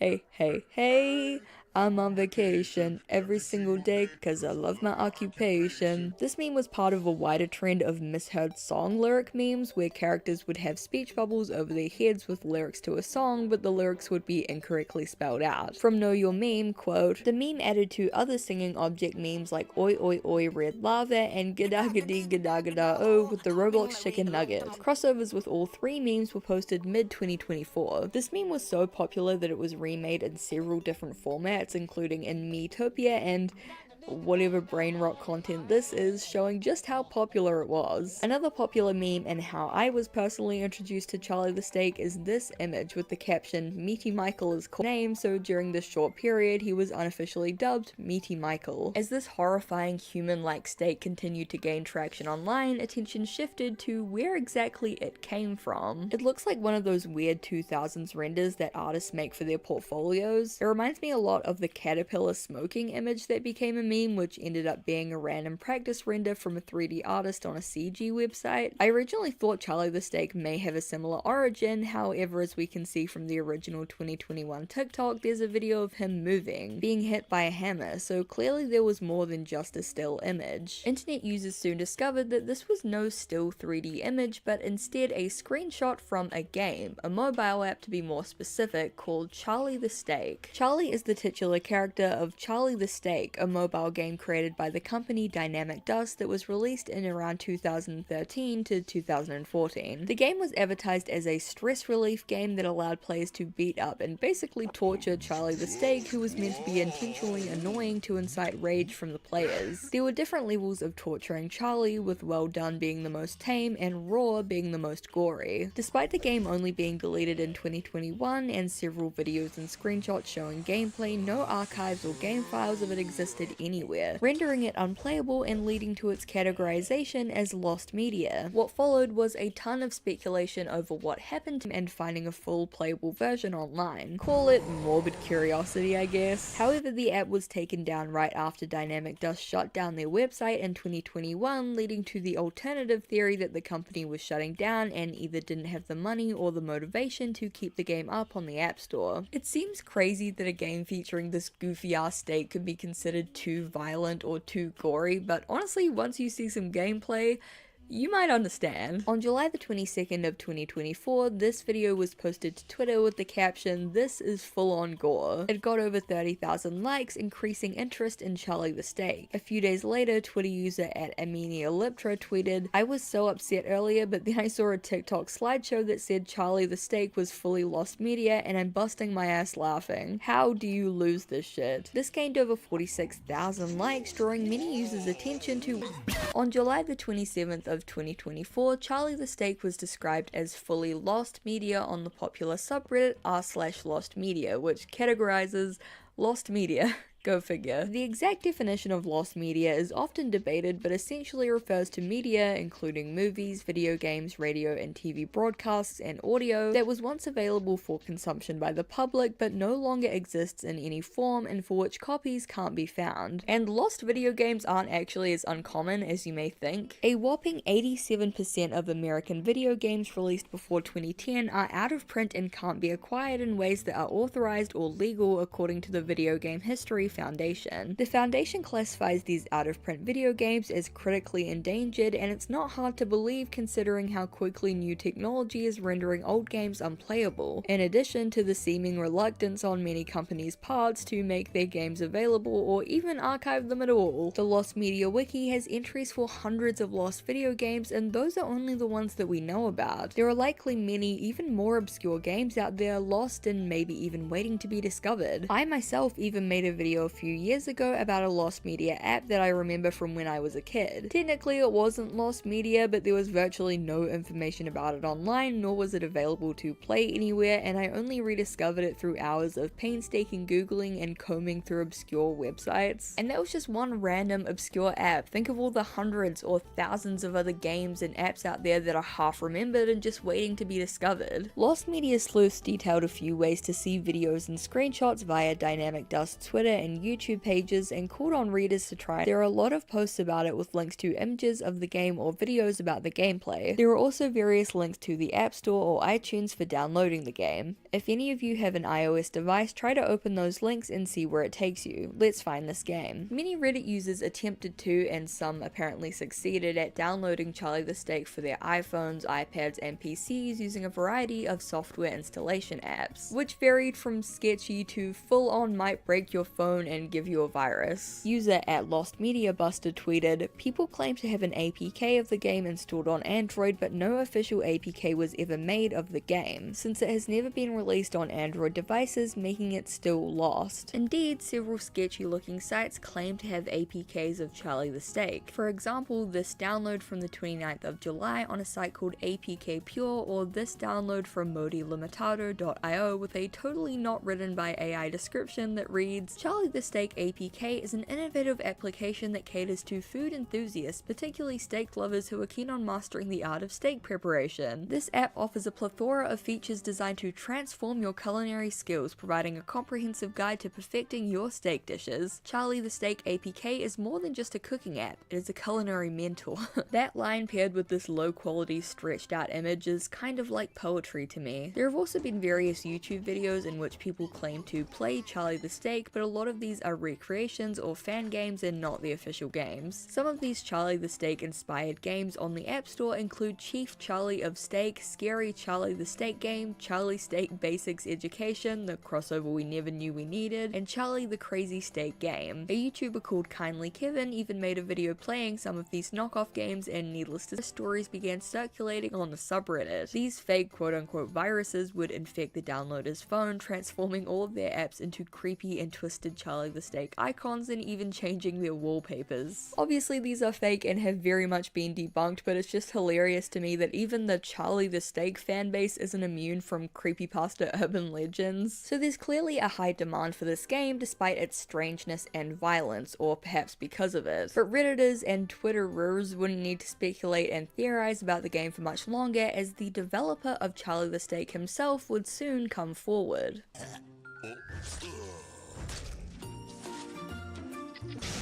On July the 27th of 2024, the developer of the game, a man called Dom, came forward to explain why the game was taken down from the App Store, and the answer was surprisingly tame. "Hey everyone, one of the members of our family company Dynamic Dust here. I can't believe this actually took off, and Charlie the Steak now became this popular a decade later. Dynamic Dust was an indie mobile video game developer company based in Prague, Czech Republic. It was founded by my brother and father as a family project, and together we developed multiple iOS games and apps. One of them being Charlie the Steak, which drew inspiration from popular mobile games like Talking Tomcat. The idea behind Charlie the Steak was that we wanted to create a fun, silly stress reliever game where you get to mess around and torture an annoying talking steak. We produced many various animations, ranging for an in-game selfie camera feature as well. The reason the game is no longer available for download is that we ultimately had to close the company and thus stop supporting and updating our apps. After some time, our apps were no longer up to the App Store's new technical requirements, and so it got removed. The game was not removed due to the gore. It's mind-blowing seeing our old game blow up like this after such a long time, and we're thrilled to see so many people being interested in it. We have discussed looking at the source code again and pushing out one more update so it could be re-released. A lot has changed for us over the last decade, but we'll see what we can do." So yeah, it turns out that Charlie the Steak wasn't taken off the App Store for violence or gore or anything like that, but just the simple fact that Dynamic Dust hadn't updated their apps to modern standards. And because of this, Apple had removed their app from the App Store, Charlie Law, including the fact that he and his brother were only 16 and 12 respectively when they started the company with their father, and that they produced several games with the help of 3D artists and freelancers before eventually going down their own paths in life. It's also in this post that Dom acknowledges the large fanbase that the game has garnered and proposes a few different ways that he could bring the game back for them. First, he could fix the original game and try to bring it back to a playable state, though he noted that he wasn't sure if it would pass modern day censors on the Apple Store. The second option was a total rebuild, which he expressed reluctance about because he had a job and a mortgage and didn't necessarily have the resources to carry it out. And the third option was just to give all of the raw files to the community. Dom ended up going with option 1 after feedback from the community, which personally I'm thankful with, because I think the story would have been a lot darker if the developer had gone bankrupt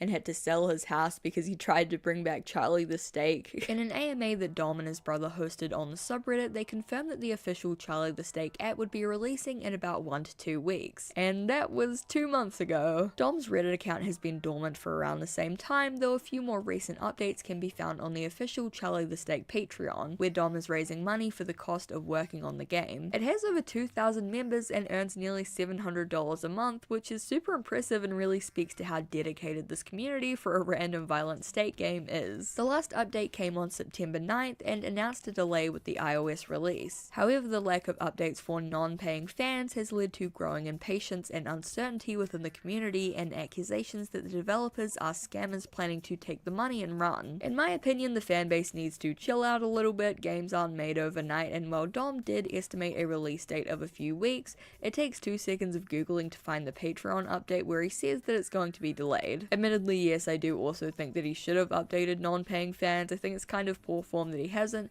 but he didn't, and we have to make our peace with that, fellow Charlie the Steak fans. Games take a while to make, especially because this is just a side project for Dom and clearly not his full-time job. It's always good to keep an eye on these types of projects to make sure that you're not being scammed, but so far I don't see any evidence of a scam, and I think people just need to be a little bit more patient, at least in my humble opinion. And speaking of the fanbase being annoying, there's actually been a lot of drama and controversy within the Charlie the Steak community, as hilarious as it is to say that sentence. After the r/Charlie the Steak subreddit rose in popularity, gaining over 7,000 members, a Discord was established which, as of the publishing of this video, racist and NSFW content that went unmoderated. A moderator of the Charlie the Steak Reddit and presumably the Discord server who goes by Charlie the Steak Fan recently posted an apology about the offensive content and the lack of moderation which led to the server's downfall. While I couldn't find any screenshots of the Discord in the state, comments say that there was gore and NSFW edits of Charlie the Steak, and the apology is not being well received by Reddit users. A reply by the user RegulaTax2388 sums up the community's reaction. Maybe this wouldn't have happened if the server had good moderation. I don't know how shit like gore and racism can possibly slide, not to mention that the mods who refuse to actually moderate blame people in the server. Really immature how moderators tell people to toughen up because they can't moderate a server. The Discord was deleted for a short period, though seems to be back up, and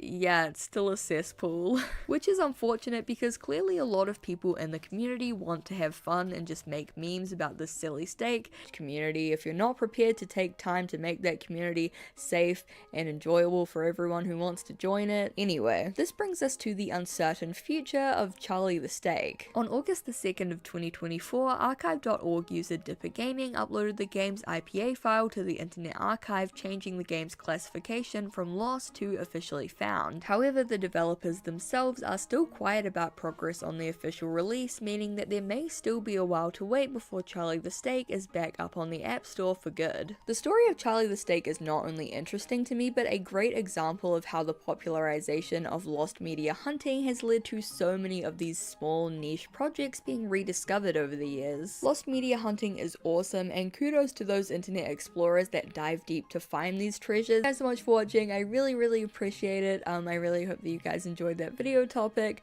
I know I'm a little bit late to the Charlie the Steak train, but I think this topic is so interesting, and I thought it was hilarious how it went from a random meme to lost media to rediscovered media. So I really hope you enjoyed listening to it. If you have any topics that you want me to cover in the future, definitely let me know. And yeah, thank you so much for watching, and I really appreciate it, and I hope to see you in the next one. Bye!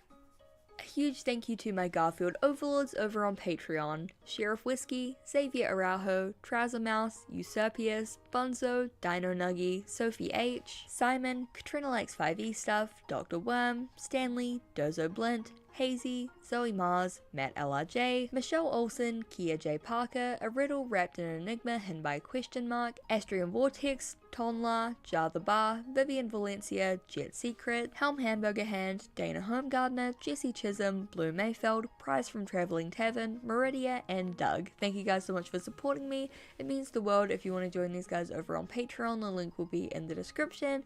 And yeah, thank you so much for watching, and I really hope to see you in the next one. Bye!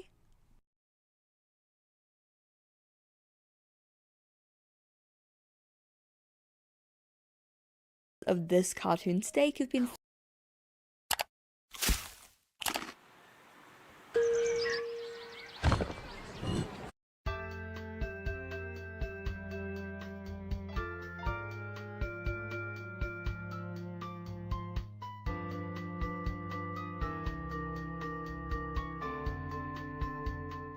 Sometimes when a show becomes lost media, it's because all the physical copies were made in a way that degrades and becomes exceedingly rare over time.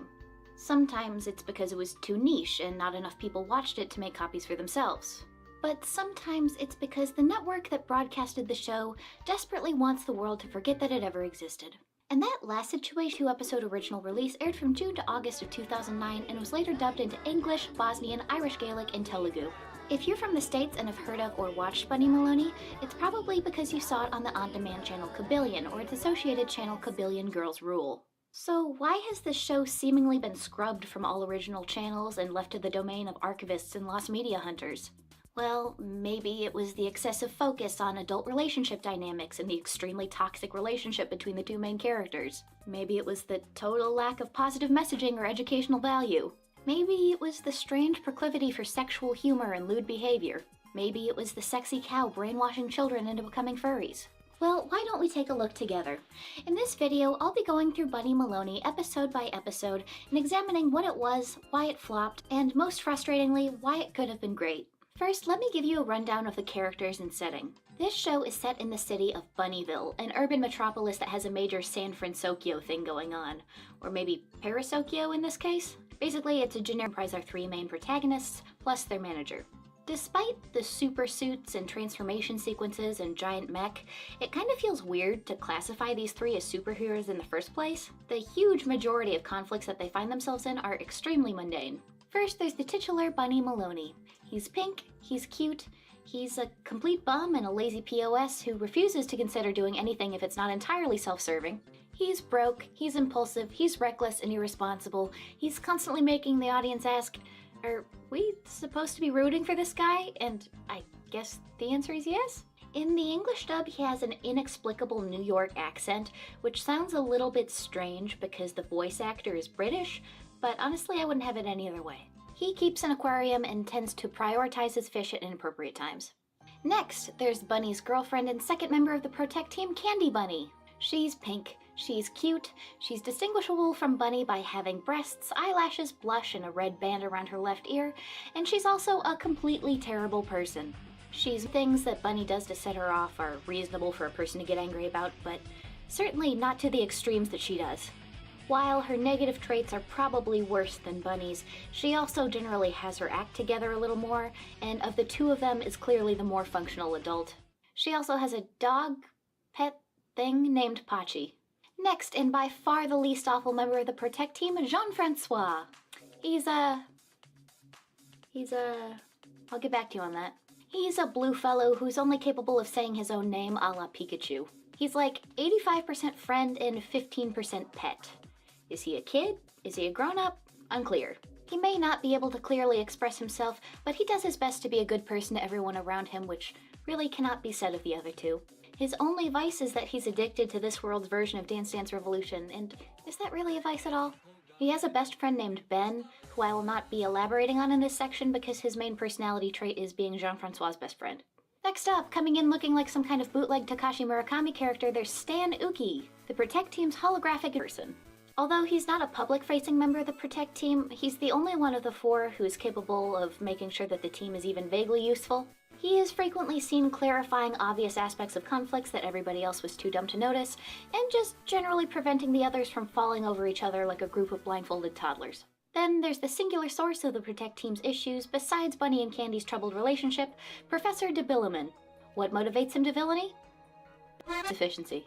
Basically, he's a big incel, obsessed with Candy, and makes every decision with the intention of either breaking them up or winning her over. And that's really about it. To help him with his villainous strategies, he has a large team of spies that I presume are robots, and also his sidekick Machi. The two of them live in a submarine that has a nasty tendency to be destroyed before the end of every episode. His name comes from the French word débilu, which means stupid. Then there's the aforementioned sidekick Machi, who is presumably the same kind of species as Candy's pet of indeterminate origin Pachi, except he has a much greater level of sapience. He frequently cracks wise and is less than loyal to de Billaman, frequently making jokes at his expense and sabotaging his plans either as an act of petty revenge or just for his own amusement. Moving on to the characters who aren't aligned with the Protect team or with the villains, there's General Noah Cack, the idiotic, bloviating leader of Bunnyville's military. He tends to alternate between having completely outsized reactions to minor threats or being completely unresponsive to major world-threatening crises. The Protect Team's relationship to the military is somewhat unclear, but they seem to at least be linked. Then there's Charlotte, Candy Bunny's best friend. She's a cow, yes, a cow, not a goat, and she embodies a very peculiar trope for a show with a young audience because her main character trait is slutty. She's nearly as obsessed with Bunny as Debilumin is with Candy, and tries to get with him at every opportunity. But unlike Debilumin, she has no issue pulling guys in. Let's please just get one thing out of the way now. Yes, she is sexy. They designed the cow to be sexy on purpose. It was not an accident. This is not a hear me out moment. The designers woke up one day and said, we've got to design a hot cow the likes of which this world has never seen, and now all of us have to deal with the fallout of that decision. Please compartmentalize this information efficiently because I don't want to hear about how this character is sending you into a furry crisis. The last of the characters who I feel are worth mentioning is Louie, a street cleaner and bug person who is Bunny Maloney's #1 fan. At least in the English dub, he talks with a bit of a feminine affect, and that plus his bunny obsession makes him feel at least vaguely queer-coded. He doesn't appear in all of that many episodes, but when he does, he's usually getting himself into absurd levels of peril and just being generally a goober. Now that you know the episodes claiming wildly different episode numbers than the alternative sources, this show is episodic with almost zero continuity, so I guess it doesn't really matter that much, but I'm going to be referencing the episode order listed on the Lost Media Wiki. Hey, by the way, fun fact, if you don't enjoy watching recap videos, you don't actually have to watch them. I personally don't assume that the people watching this video have seen this show, and I don't necessarily expect to go out and watch it afterwards. And the people who have seen the show, I don't expect to remember the episodes thoroughly or to have seen all the episodes. If you prefer to just watch the show yourself, you can go do that without leaving me whiny comments about how recap videos are destroying the video essay genre. This is Spark Notes for Cartoons, and I'm not pretending that it's anything else. I have to finish this paper. Villain Debilumin, that's a mouthful. The villain Debilumin laughing maniacally as he announces his evil plan. He intends to use a charming clone of Bunny Maloney, slightly mixed with his own DNA, to convince Candy to leave him. Cut to the Maloney apartment, and Bunny and Jean-Francois are playing some kind of legally distinct from Nintendo Wii console, and we're introduced to Bunny Maloney's inscrutable New York accent that he uses in the English dub. Can't speak now! Been playing 16 hours in a row! Candy's trying to get his attention to give him a present, and he completely blows her off. Oops, it's their anniversary and he completely forgot. Candy events to Charlotte in this totally not a bar that they go out of their way to clarify only serves water in a cocktail glass. And Charlotte wonders if this means she'll finally have a chance with Bunny. You should so dump him. Then he would have to lower standards and maybe date me. I adore guys with low... Candy, under the assumption that this is just Bunny attempting to make up for his earlier fumble, is easily swept away. Bunny Maloney's back on his gamer grind and takes a bathroom break while Candy and the clone sneak away into the apartment. As Candy goes to bed, both Bunny and the clone wish her a good night, making everybody freak out. Candy, noticing that Bunny's jealous of the clone, insists that he stay. The clone consistently proves to be a better partner than Bunny, and so Bunny schemes to get rid of him. Meanwhile, Candy's starting to get frustrated with the clone's doting because she's only putting up with it for the sake of making Bunny jealous. Bunny vows to take care of the clone once and for all, and we get our first instance of a scene that repeats in nearly every single episode. Francois turned Debilumin's missiles against him and blow up his submarine, culminating in Bunny and Candy romantically reuniting. Kind of. Charlotte goes on a date with the clone's twitching comatose husk. Episode 2, Text Message Madness. The episode opens on Bunny and Jean-Francois eating burgers and watching their soaps. I love the little live-action visual gags in this show. Candy calls and asks Bunny to look out for a dress that she has coming in the mail, and he freaks out when he sees Jean-Francois blowing his nose into it and ends up dumping his cell phone in the fish tank. A conveniently timed advertisement for a cutting-edge cell phone plays, and Bunny has a weak semblance of an internal conflict before deciding to just steal Candy's credit cards and go buy one. Then we're introduced to Louie, who aspires to work with Bunny as a superhero. He tries to call Bunny on their apartment's landline, but it doesn't go through. Bunny's new phone scans him and unilaterally decides that he's too dumb to use all the features. Our tests show that your IQ is too low to use all the sophisticated functions on this telephone. In place of them, we suggest a Babes in Car screensaver. Going messages to mess with him. The message meant for Jean-Francois goes to Louie, getting his hopes up, and the message meant for Louie goes to Candy, which sounds like a breakup text. Meanwhile, the message intended for Candy is sent to General Noakak, who interprets it as a coded threat. Candy, furious with Bunny for breaking up with her over text, uses her mech to go hunt him down, and Jean-Francois is sent to intercept. Bunny, Candy, and the military all converge. Bunny announces over a megaphone what his actual text to Candy was, therefore causing the military to identify him as the aggressor and unleash a barrage of missiles on his ass, which conveniently miss and end up wrecking Debilumin's submarine instead. Bunny, having accidentally revealed that he just used Candy's credit card without her permission, speeds away to avoid a whooping. Episode 3, Atomic Flea. The show opens with an ad for Bunny Pizza, which is much more successful than Debilumin's gigantic schnoz pizza. In an act of revenge, he chemically mutates a small army of fleas, which his minions distribute around the city's pizzerias. Meanwhile, Bunny is gloating over his face pizza, and Jean-Francois is sent to pick one up. He unknowingly takes one infested with a mutant flea. Jean-Francois comes in with the pizza, and him and Bunny inexplicably get into a karate battle. When Candy opens the pizza box, she finds the pizza completely eaten by the mutant flea. Then it jumps onto Bunny, but with a well-placed kick from Jean-Bit, and not that you'll, get cancer eventually. Bunny, having already been bitten by the flea, zaps both of his roommates. Debilumin initiates phase 2 of the plan, which causes the fleas to rapidly clone themselves and attack the rest of the city, therefore causing a PR crisis for Bunny Pizza and spiking the sales of Debilumin Pizza. Transformation sequence as they get into the mech, which Stan refers to as the Bunny Ganger. It's been newly installed with a vacuum arm to suck up all the fleas. Once they're all bagged up, Debilumin presses a button to initiate phase 3, which turns the fleas into an enemy mech. Protect Team wins, the fleas fly back to Debilumin's submarine, which this time is sunk intentionally to drown the bugs. Bunny is sad that he can't zap people anymore, and in a surprise twist, Stan has cornered the pizza market, much to Bunny's dismay. Episode 4, Rabid Rabbit. Debilumin interrupts Machi as he's role-playing a cheeky bit of workplace harassment. What would the other nurses say? They'd say you were a very lucky girl. And feeds his Dr. Doll to his genetically engineered monstrosity of the week, a baby bunny who will mercilessly in, leaving the others to babysit as she goes to buy diapers. Bunny and Jean-Francois are attacked aggressively, and Candy gets sidetracked and ends up at the Aqua Bar with a baby-fevered Charlotte. Stan puts together that the baby is yet another Debilumin trap, and Candy arrives back at the ruined apartment to no baby and no bunny. Bunny and Jean-Francois, meanwhile, have been baited away from the apartment to a remote location where the baby expands to kaiju size and attacks. Candy, having been brought up to speed, intercepts in the Bunny Ganger and shows the monster baby the face of his real father and true enemy, Debilumin. Cue obligatory submarine destruction.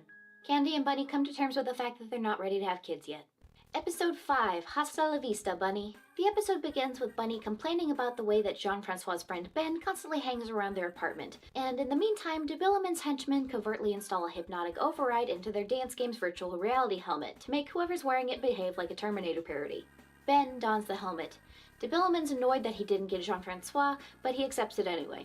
Meanwhile, Bunny Maloney is acting out because he feels like he's not getting enough attention. And in fact, he's so full of it that he doesn't even suspect anything unusual when Ben starts attacking him. Ben's hypnotic controls start malfunctioning, and so he's summoned back to Debilumin's submarine. And I know we're only 5 episodes in, but I feel like maybe they should have figured out by now that any physical assault-based issues in their life have something to do with this guy.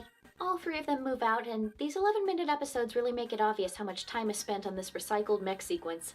After they arrive, Ben has been equipped with a red octopus mech, and Jean-Francois ejects the other 2 out of the Bunny Ganger in order to defeat his hypnotized friend with the power of dance. The Bunny Ganger starts to break down, and so Candy and Bunny do a distracting dance atop Debilumin's submarine, making the Octomech unloaded for hogging the TV. Episode 6, Candy's Birthday Surprise. Bunny Maloney is a crap boyfriend yet again and forgets Candy's birthday. She demands that he get her a very specific, highly expensive sweater by early afternoon, or else. Debilumin, the stalker that he is, listens in and decides to intercept the gift before Bunny can get to it and give it to Candy himself. Machi speculates about the genetic abomination that would be created by the 2 of them having children. Bunny goes to buy the sweater, with Candy's credit cards of course, as Debilumin's henchmen break in and steal it. With only 10 minutes left until Candy's deadline, Stan doubts that the task of stealing it back can be accomplished. And surely we can't save time by not using this recycled sequence again? Oh no, surely not. Bunny and Jean-Francois load time by explaining his plan, but for once he faces off with Debilumin one-on-one, or rather one-on-one plus unlimited disposable henchmen. As Bunny lands a decisive blow, the sweater is sent careening into the ocean. In a furious rage, the Protect team unloads a barrage of missiles onto the submarine, and Bunny prematurely celebrates before the sweater is pulled out of the ocean, now comically shrunken. With only 20 seconds left, Bunny shows up to the Aqua Bar and gives Candy the sweater she asked for, but as a keychain. The episode abruptly ends as the timer runs out, and Bunny Maloney is presumably killed. So this show doesn't seem all that strange yet, right? Well, the beginning of this series is as normal as it gets. Strap in. Episode 7, Noakak Wants You. Episode 7 opens on a ludicrously sensual ad for a sweepstakes to win a new MP3 player. Oh, you know you want to. Which catches Bunny hook, line, and sinker. It turns out that by signing up for the sweepstakes, you're actually signing up to join the military, and I kind of thought that the Protect team was already part of the military, maybe? Maybe Bunny and Jean-Francois are now double military? We're introduced to this new character called Jenkins, who came up with the sweepstakes scheme and also is infatuated with the general. Doing stuff for my superior officers just makes me go goose pimply all over. She's a freak, but I respect it. A group of soldiers storm into the Bunny Maloney residence to abduct Bunny and Jean-Francois, and Candy is peeved. In order to save face, Bunny pretends that he did it on purpose. Candy decides that maybe she's actually kind of into it. Bunny and Jean-Francois try to ditch as they're dragged into basic training, and de Billaman decides to get his blackmail on and pulls out a DVD that is heavily implied to contain a sex tape involving the general.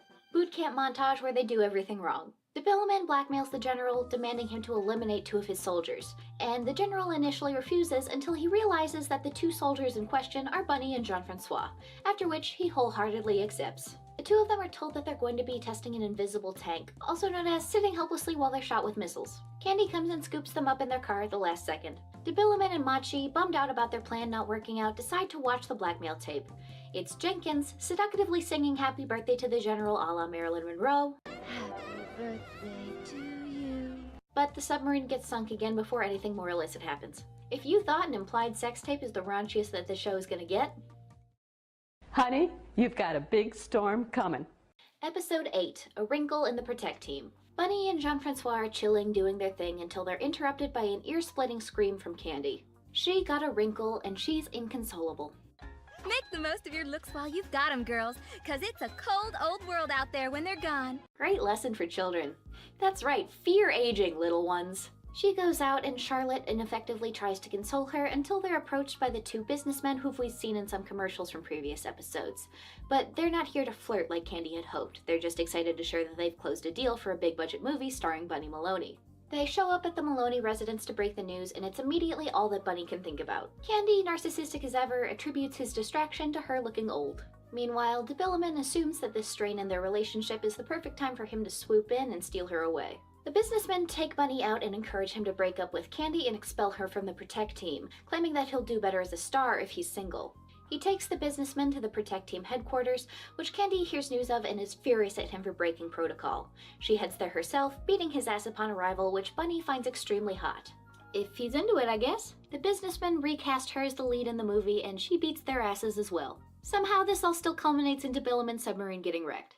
Episode 9, Polterrabbitgeist. This episode opens on the Maloney residence being recorded for them in without permission. Bunny's sulking is cut short by a disturbing interruption on the TV, claiming to be a message from the dead, delivered by a familiar face. As you may have gathered, de Billaman's scheme in this episode is to convince the 3 that their apartment is haunted.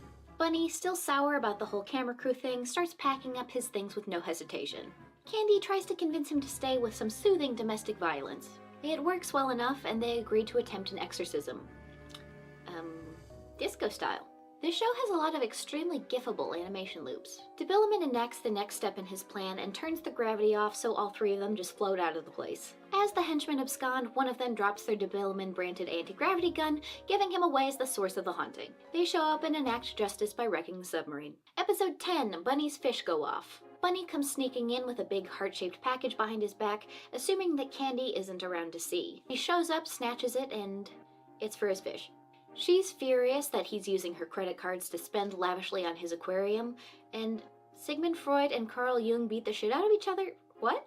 As usual, de Billaman is up to no good, and for a high-tech paramilitary group, the Protect team sure allows their apartment to remain bugged to high heaven. Candy cries about Bunny loving his fish more than her, and so she gives him an ultimatum. It's her or the fish. He refuses to choose, and she breaks his elevator chair. Although they can no longer afford groceries due to Bunny's reckless spending, the expensive fish food gives his fish genius-level intellect. E, 2 lines, M, 2. Well, it doesn't mean anything, but... Except it also makes them evil because it's a de Billaman product.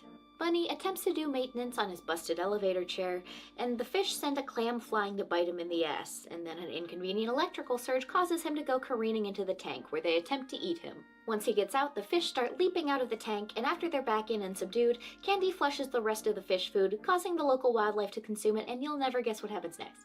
Back at home, everyone reconciles, and Pachi eats a fish flake, causing this episode's abrupt end. I think this one may have been my favorite of the episodes we've seen so far. I actually had to pause to laugh a few times. The one-liners are great, the slapstick moments are great. I still don't understand the point of this bit, but I'm glad they included it anyway. Episode knocks into Bunny as he's eating a sandwich. One of them happened to be recording at the time.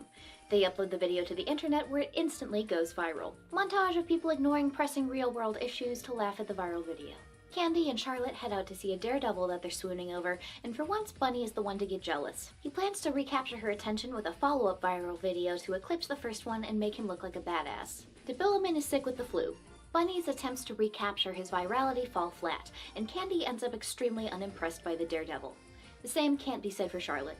Bunny, deciding to copy the daredevil to go viral again, gets a cannon and plans to shoot himself across the bay. Louie shows up for the first time in a while and ends up stuck inside the cannon. As Bunny tries to pull him out, Ben leans on the detonation lever and sends both of them flying across the bay. Bunny tries to make the best of a bad situation. The submarine gets destroyed for unrelated reasons. It seems like they're not going to make it, but Louie's gut acts as a skit just for the first part of the jump where his face was planted firmly in Louie's ass cheeks. Episode 12, Carrots Are a Girl's Best Friend. Our protagonists and Debilumin are participating in a mech battle tournament.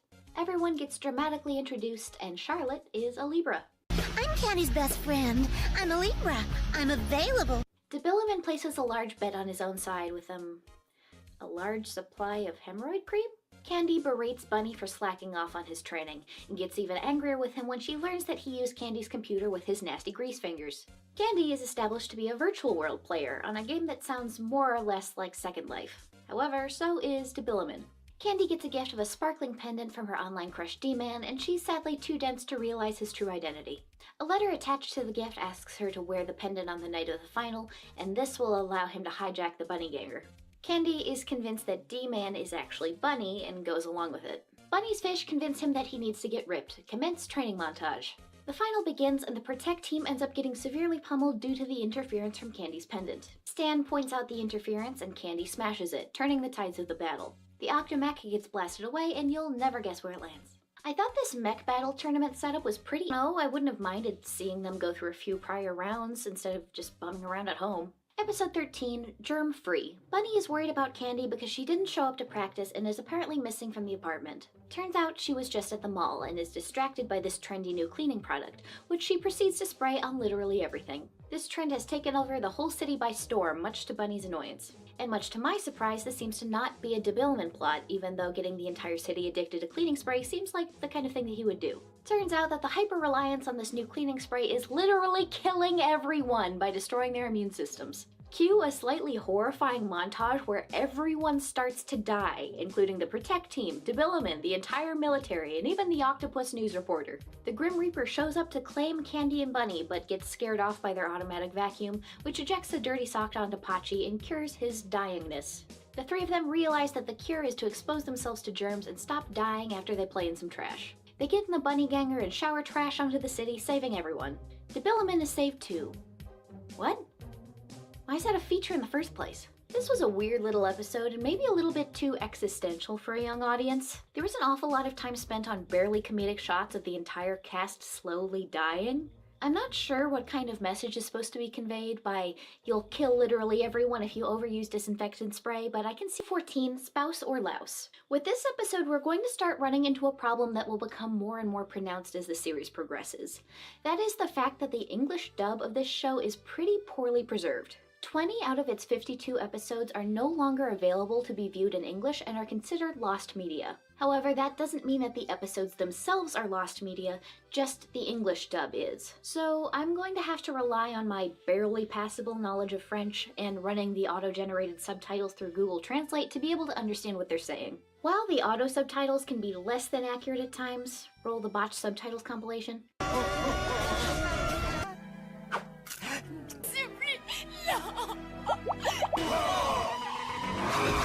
Saboter notre canular et humilier mon Bunny chéri comme ça! They do at least provide a general idea of the dialogue, at least when the characters are talking in a normal conversational tone. That said, forgive me if I misinterpret any of these plot beats, I'm doing my best here. Bunny and Candy appear on a couple's quiz game where the winner gets to donate money to a charity of their choice. Bunny's choice, much to the audience's confusion, is a fish protection society. He brought his pink fish with him for moral support, which ends up backfiring because he answers every question as if they were being asked about the fish instead of about Candy. Candy, watching back the show later, decides to break up with Bunny over it. Charlotte says that she's too good for him and leaves to go seduce him herself. He rejects her flirtation, but DeBilliman records the interaction and doctors it to make it sound like he was receptive. Bunny returns home and attempts to win Candy back by claiming that his flub the other night was due to a very minor case of serious brain damage. Candy counters by showing him the manipulated video. She kicks him out of the apartment and threatens to eat his fish, but the threat is hollow. Bunny returns to the game show, this time getting every single question right, presumably about Candy, but honestly I was a little bit confused. Candy storms into the Aqua Bar, still furious at Bunny, and is then shown the actual footage of Bunny rejecting Charlotte. Stan says, translated quote, "The version you saw was more trafficked than smuggled Mexican whiskey,"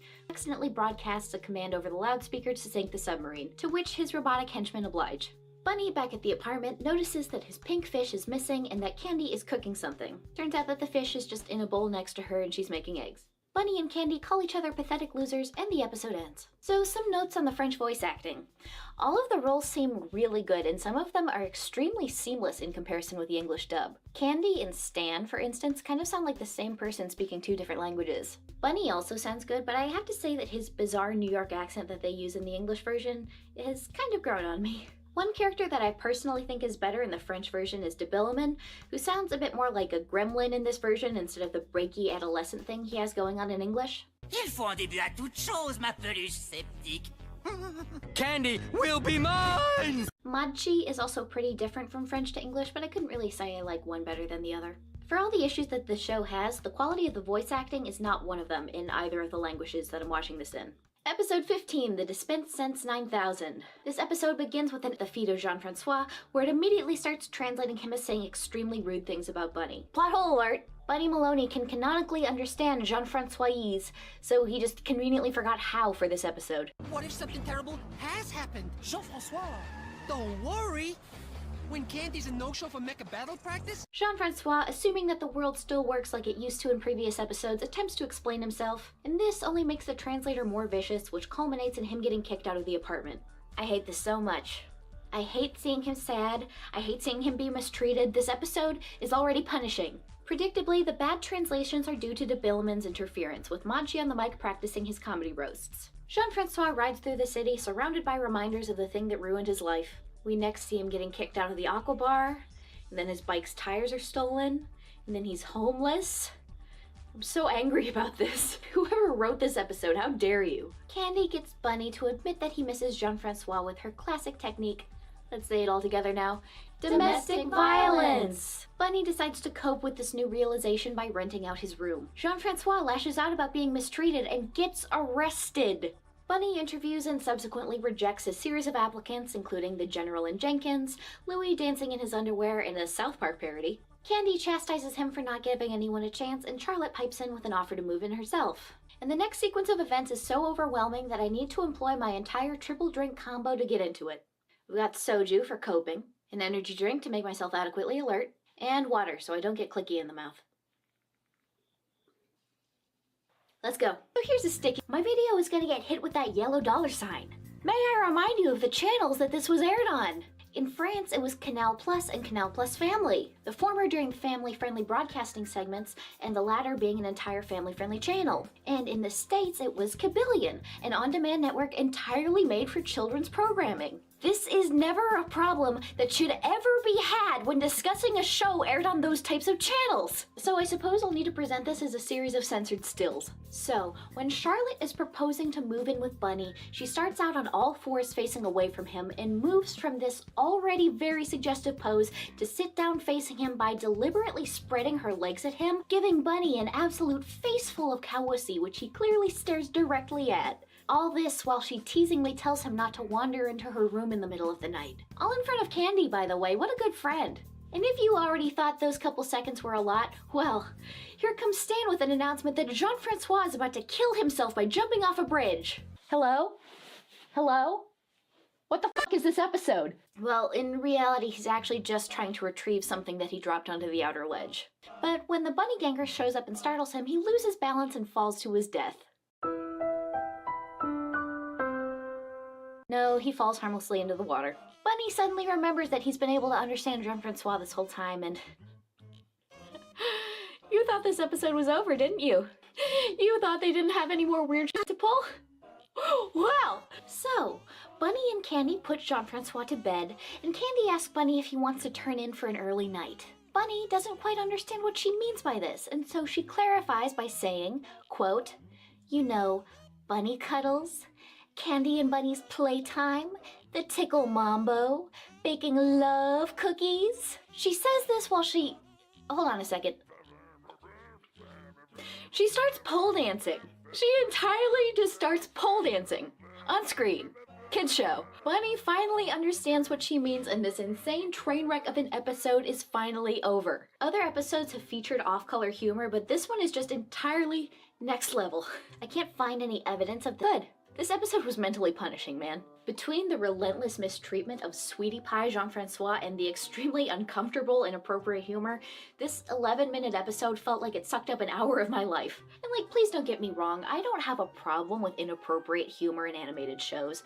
It's just that when the target audience doesn't align with that type of humor, I start to take issue with it. Even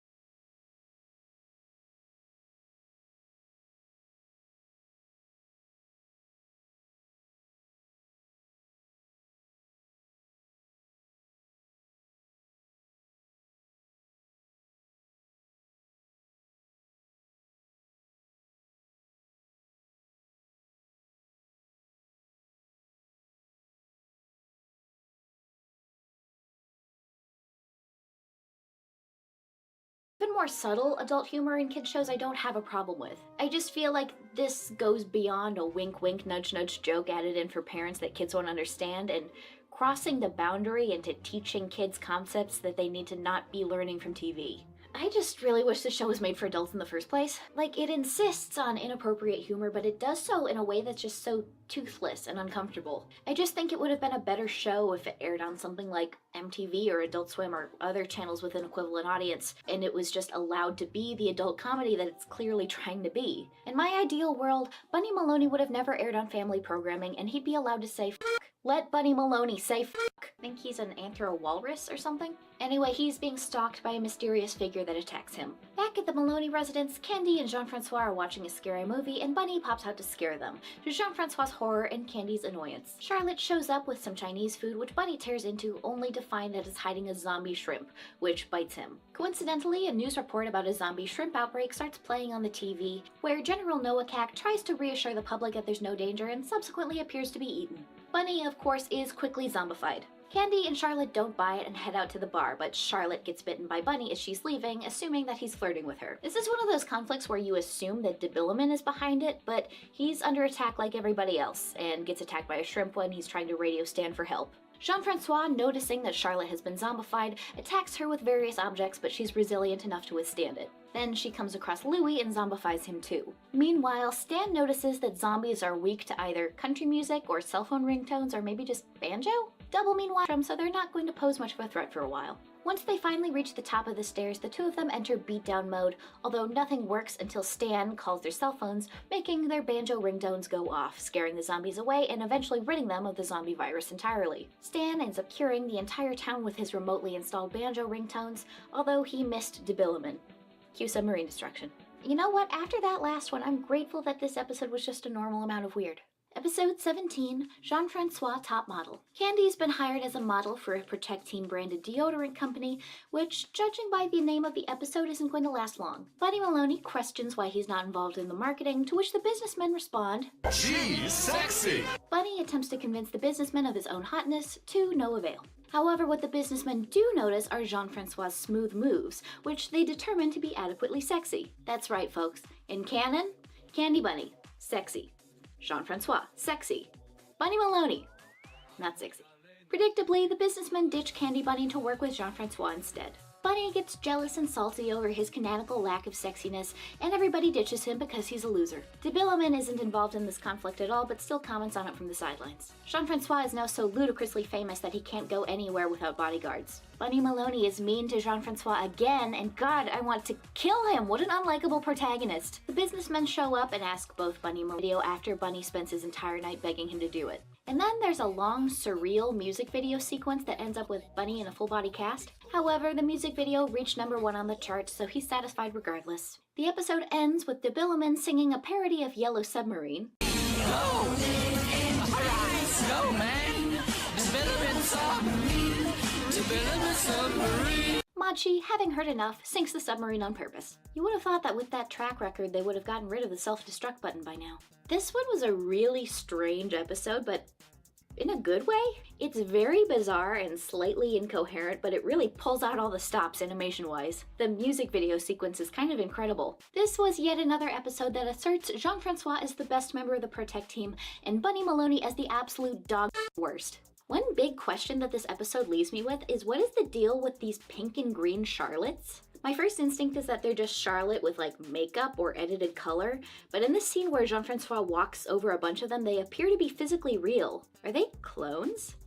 Are Charlottes in this world, or at least like the cow women, some kind of fembot? At this point, we can't be sure. Now that we're about 1/3 of the way through the series, I'd like to take a moment to discuss facts we know about the Bunny Maloney universe. First, humans in this world substantially outnumber the anthropomorphic animals, and the furries seem to be a socially privileged class in comparison. You wouldn't really know it, just judging by the total lack of human main characters, but anytime there's a crowd shot, they're almost entirely human. Despite Bunny's laziness and general mediocrity, he seems to get a lot of opportunities just by virtue of being a bunny person. However, this doesn't necessarily translate to all types of animal people. Like Louis, for example. He's a cicada anthro, and he's always shown working menial jobs and getting thrown under the bus. I guess this more or less boils down to pretty privilege. Next, regarding the humans, nearly all of them are extremely chibi and diminutive.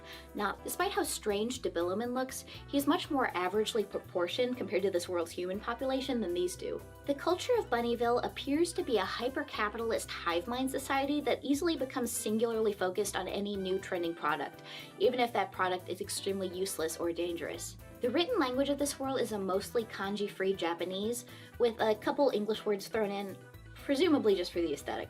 This city appears to be ruled by a military dictatorship with no apparent heads of state beyond General Nowakak. The military operates with zero oversight and regularly makes rash, dangerous decisions stemming from its apparent lack of accountability to any other governing body. It's unclear how exactly the Protect Team is involved with the military, but I'm guessing that they're a paramilitary organization that receives its funding from them. And related to that, this world appears to be engaged in intergalactic warfare that threatens the entire planet, although this is never elaborated upon.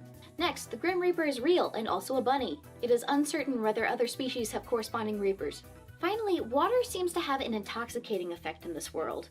People are compelled to drown their sorrows or overconsume and become rowdy at the aqua bar the same way they would with alcohol in real life. Episode 18, Bunnies Are From Mars. The Protect Team is being interviewed for an upcoming mech battle tournament, and Bunny, a product, he ends up admitting to cheating and using performance-enhancing drugs, despite neither of those things being true. That, plus Candy beating the stuffing out of him on live TV, shatters their public image. Because of this, the public completely turns its back on the Protect Team, and any products supplied to them by sponsorships are confiscated. Candy and Bunny fight about it, and Charlotte brings in a copy of a parody of Men Are From Mars, Women Are From Venus.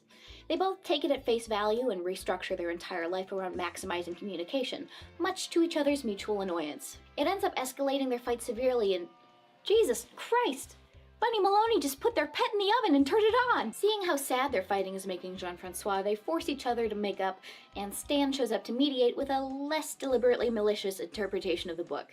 But their resentment is still at a boiling point, and they're still fighting each other by the time the mech battle starts. Stan ignores the fact that his hologram isn't capable of holding physical objects for a moment and tases them both to convince them to deploy. The Protect team shows up to the tournament, still deeply unpopular with the audience, and I had a good chuckle over this visual gag where the mech is reading a gigantic version of the self-help book. The Bunny Ganger, with its 3 participants totally out of sync, gets completely thrashed until, inexplicably, a baby arrives in the arena. The Bunny Ganger knocks the Octobot out of the arena, and the baby is saved, until they step on it. But it's just a fake out, and the Gata-style feet of the mech leave the baby unharmed. Manchi blows up the submarine on purpose again. Having now redeemed themselves, Bunny and Candy arrive for another interview where it's revealed that the author of the book they've been referencing is a discredited quack who drove his entire family to madness. Bunny is still per mention sponsored again. This one, while lacking the issues with overtly sexual content like episode 15 had, was still exhausting to watch and felt like it went way longer than its actual runtime. There's not really anything funny or entertaining about watching Bunny and Candy act like they're going through a messy divorce. Also, Pachi is presumed dead until further notice because he did not appear again after getting stuck in the oven. Episode 19, Community Service. We open on a public broadcast announcing the installation of speed monitors on public roads around the city, which are shown to be a little more than disruptive. Interestingly, in this announcement we get our first allusion to a governing body other than the military. Citizens, your elected government loves you very much, like a parent loves a child. She also refers to herself as Secretary Octopus, indicating that she is a member of, or even the face of, this supposed elected government. Okay, so I'm gonna have to restructure my appraisal of this city's government a bit. I'll get back to that later. Bunny Maloney, driving like a maniac, gets quite literally slapped with a fine and waxes conspiratorial as he mows through civilians. Obviously a new government scheme to penalize people for looking unattractive. Unconcerned with the fines he's racking up, he continues blitzing down the road until the speed monitor breaks. A reporter interviewing him later assumes that he's having a celebrity mental breakdown and begs him to assault the cameraman. Later, they're watching the news and Secretary Octopus invites the general public to call in to vote for Bunny's fate. Freedom, fine, community service, or life in prison, like some kind of extremely high-stakes American Idol. Candy votes prison. DeVilleman wants to vote for execution, but they won't let him. As the title of the episode indicates, community service wins handily, and Bunny is next seen being explained his responsibilities by Louie, who is now his boss. Inexplicably, this show is obsessed with parodying this one line from a Frank Sinatra song. Now go use that poop scoop, cause you scoop so well! That you do so well! Bunny Maloney finds a way to get out of his community service by offering to allow Louie to be a superhero while he's stuck doing his service. Except, Louie actually does a great job at it, and so now Bunny has to make good on his promise to let him be a member of the Protect team. Louie instantaneously moves in. Due to Louie's overzealous helpfulness, they keep being sent out on extremely mundane missions, much to Candy and Jean-Francois's dismay. However, his eagerness to help is great for Louie's public image, and he quickly becomes the most famous and popular member of the Protect team. Candy begs Bunny to help them get the Protect team back to their original values. Doing good deeds and answering every call is not what the Protect team stands for. We're about looking good while wearing sexy costumes. And they decide to blackmail Secretary Octopus with evidence of her own speeding tickets. In a twist, it turns out that she's the reason that Louie seemed to do a great job at his superhero trial in the first place. She twisted the narrative to make it seem like he was the one who defeated a bunch of DeVilleman spies, rather than just her hitting them with her car. With the blackmail attempt successful, the Protect team blissfully ignore their responsibilities, and Louie goes back to his janitorial work, and ends up sinking the submarine after being blinded by the speed monitor cameras. This one was easily the best episode yet. It was completely jam-packed with jokes and visual gags, and nearly every single one of them landed. This episode was like early Simpsons level rapid fire at times. The humor was a little edgy, but nothing over the line. If every episode was written like this, my appraisal of this show would be much more glowing. This episode wasn't just snappy and funny, it also has major implications on the show's lore. Also, not a conflict about Bunny and Candy's relationship troubles, which is starting to become the most grating feature of the show for me. Also, as of this episode, Pachi is still dead because he did not appear once. Episode 20 stuck with me. I hope you like Louie, because we've got 2 Louie episodes in a row. He's seen here dangling from a flagpole, loudly reciting his credit card number in front of a large crowd of people as he tries to summon the Protect team for help. Candy and Bunny pass off the responsibility to each other repeatedly, neither of them wanting to take the job. Debilumin watches them bicker and decides to use the situation to his advantage. He sends his spies to rescue Louis, therefore enhancing his own public image. Seemingly a thematic continuation of the last episode, Debilumin takes advantage of the fact that the Protect team has no interest in helping people in any way that isn't completely self-serving, and starts advertising a hotline that'll send out his Octobot to help anyone who calls. Candy notices that he's stealing their sponsors, and Bunny realizes that they aren't going to be able to maintain their lifestyle at this rate. Not beating the pathologically self-serving allegations, guys. So the Protect team sets out to rescue more people than Debilumin can, thereby restoring their public image and keeping their sponsorships on lock. I feel like they're taking it extra slow with this particular deployment sequence. The Protect team helps out by putting every single person they interact with in peril, which unsurprisingly does not help their struggling public image because it frankly looks like they went on a rampage. They're so ludicrously unpopular that a petition to permanently dissolve the Protect team reaches 50,000 signatures. Meanwhile, Debilumin's reputation has never been better. Louis calls, crying and apologizing for accidentally taking part in ruining their reputation, but then he claims to have a cunning plan to reverse public opinion. Louis climbs to the top of a suspension bridge tower and the Protect team go in for prioritize battling the Octomech, and the whole town gathers to enjoy watching the fight. Remain calm and stay indoors. Illegal betting is prohibited. Good pay 100A, man. Hey, on the Protect team. The Octobot gets thrown across town to land in the most predictable location that it possibly could. Later on, Bunny tries to take credit for the idea that made them popular again, to which Candy reminds him that the one who actually came up with it was... Oh god, they left Louie on the bridge. I didn't think this episode was quite as top-notch as the last one, but it was still pretty great. I think these episodes generally get better with Louie in them, because they give the protagonists something else to do other than bicker with each other, although there was still some of that too. And thank god at some point Pachi must have stopped being dead off screen. Episode 21, Free Pachi. Candy is trying to teach the possibly undead Pachi to learn some tricks. And it just occurred to me that every single video game in this world is played with a combination of a DDR pad and Wii remote. I'm into it. Anyway, Candy is trying to prepare Pachi for the, quote, Artificial Irradiated Mutant Mascot Championship. Is that why he looks like that? Bunny insists that this will never work out because Pachi is too dumb. Debilumin concocts a scheme while watching her storm away, and Machi reveals that he's jealous of Pachi and hates being kept as Debilumin's pet. Although he may have just said that to hurt his feelings. Candy Bunny decides to turn to animal abuse to get Pachi to be less distracted by their vacuum cleaner, using this Clockwork Orange-like negative association device. Jesus, out of the two of them. However, Pachi remains completely unfazed.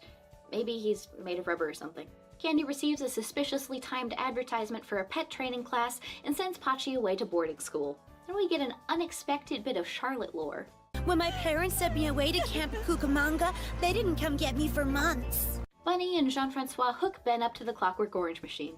Of course, the boarding school that Candy sent him to was actually Debilumin's submarine. Pachi quickly escapes the cage and causes havoc. Charlotte and Candy head out to the Aqua Bar to drown her sorrows about sending Pachi away and get water wasted. Bunny hooks himself up to the Clockwork Orange machine. Pachi deploys missiles. Protect team rolls out. Submarine gets sunk. Candy gets her Pachi back. At some point, the Clockwork Orange machine must have scrambled Bunny's brain with Pachi's, because now he's the one obsessed with the vacuum cleaner. This episode felt kind of disorganized and scattered compared to most.